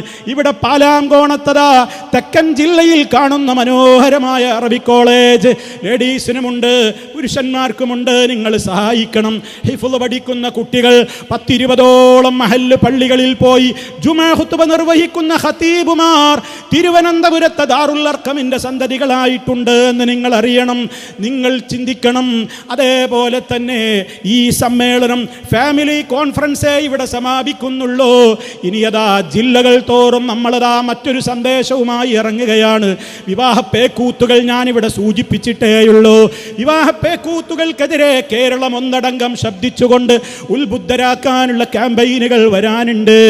അതിൻ്റെ പുറമേ ഞാൻ എൻ്റെ പ്രിയപ്പെട്ട സഹോദരന്മാരോട് ഓർമ്മപ്പെടുത്തുന്നു, 184 പഞ്ചായത്തുകൾ ഉൾക്കൊള്ളുന്ന ഈ തിരുവനന്തപുരം ജില്ലയുടെ ഓരോ മുഖമൂലകളിലും ലാ ഇലാഹ ഇല്ലല്ലാഹ് മുഹമ്മദുർ റസൂലുള്ളാഹ് എന്ന കലിമത്തു തൗഹീദിന്റെ ആദർശം എത്തിക്കാൻ നിങ്ങളൊക്കെ ഇനി ഇവിടെ നിന്ന് പിരിഞ്ഞു പോയിട്ട് നിങ്ങൾ ആ തീരുമാനം നിങ്ങൾ നടപ്പിൽ വരുത്തിയിട്ട് റബ്ബിൻ്റെ ദീന് എത്തിക്കണേ. അള്ളാഹു തൗഫീഖ് പ്രദാനം ചെയ്യുമാറാകട്ടെ. ഒരുപാട് ആളുകൾ രോഗികളായിട്ട് ഈ സദസ്സിലുണ്ടാകും, പ്രയാസമുള്ളവരുണ്ടാകും. റഹ്മാനായ റബ്ബ് എല്ലാ രോഗങ്ങളിൽ നിന്നും നമുക്ക് കാവൽ നൽകുമാറാകട്ടെ. നമ്മുടെ രോഗങ്ങൾക്ക് അല്ലാഹു ശിഫ നൽകുമാറാകട്ടെ. നമ്മളിൽ നിന്ന് മരണപ്പെട്ടു പോയ നമ്മുടെ പൊന്നു മാതാപിതാക്കൾ, അതുപോലെ തന്നെ ഗുരുവര്യന്മാർ, ബന്ധുമിത്രാദികൾ, പരിചയമുള്ളവർ അല്ലാത്തവർ എല്ലാവരുടെയും ഖബറുകൾ അല്ലാഹു സ്വർഗ്ഗത്തോപ്പാക്കട്ടെ. നമ്മയും അവരെയും അല്ലാഹു ജന്നത്തിൽ ഒരുമിച്ച് കൂട്ടുമാറാകട്ടെ. ജഹന്നമിൽ നിന്ന് കാത്തുരക്ഷിക്കുമാറാകട്ടെ. നമ്മുടെ അമലുകളൊക്കെ റബ്ബ് സ്വീകരിക്കുകയും ആഫിയത്തുള്ള ദീർഘായുസ്സോടുകൂടി വിശുദ്ധ റമദാനിലേക്ക് കടന്ന് ആ മാസത്തെ ഏറ്റവും ഉത്തമമായ നിലയ്ക്ക് ആ മാസത്തോട് കൂറ് പുലർത്തിക്കൊണ്ട് സ്വർഗത്തിൻ്റെ അവകാശികളായി മാറുന്ന വിധത്തിൽ ആ മാസത്തെ ഹയാത്താക്കുവാനും അതിനെ ജീവിപ്പിക്കുവാനുമുള്ള തൗഫീക്ക് നൽകപ്പെടുന്നവരിൽ നമ്മളെയെല്ലാം അല്ലാഹു ഉൾപ്പെടുത്തുമാറാകട്ടെ.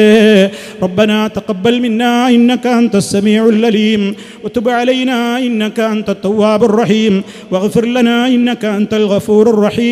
اللهم توفنا مسلمين وألحقنا بالصالحين والحمد لله رب العالمين. السلام عليكم ورحمة الله وبركاته.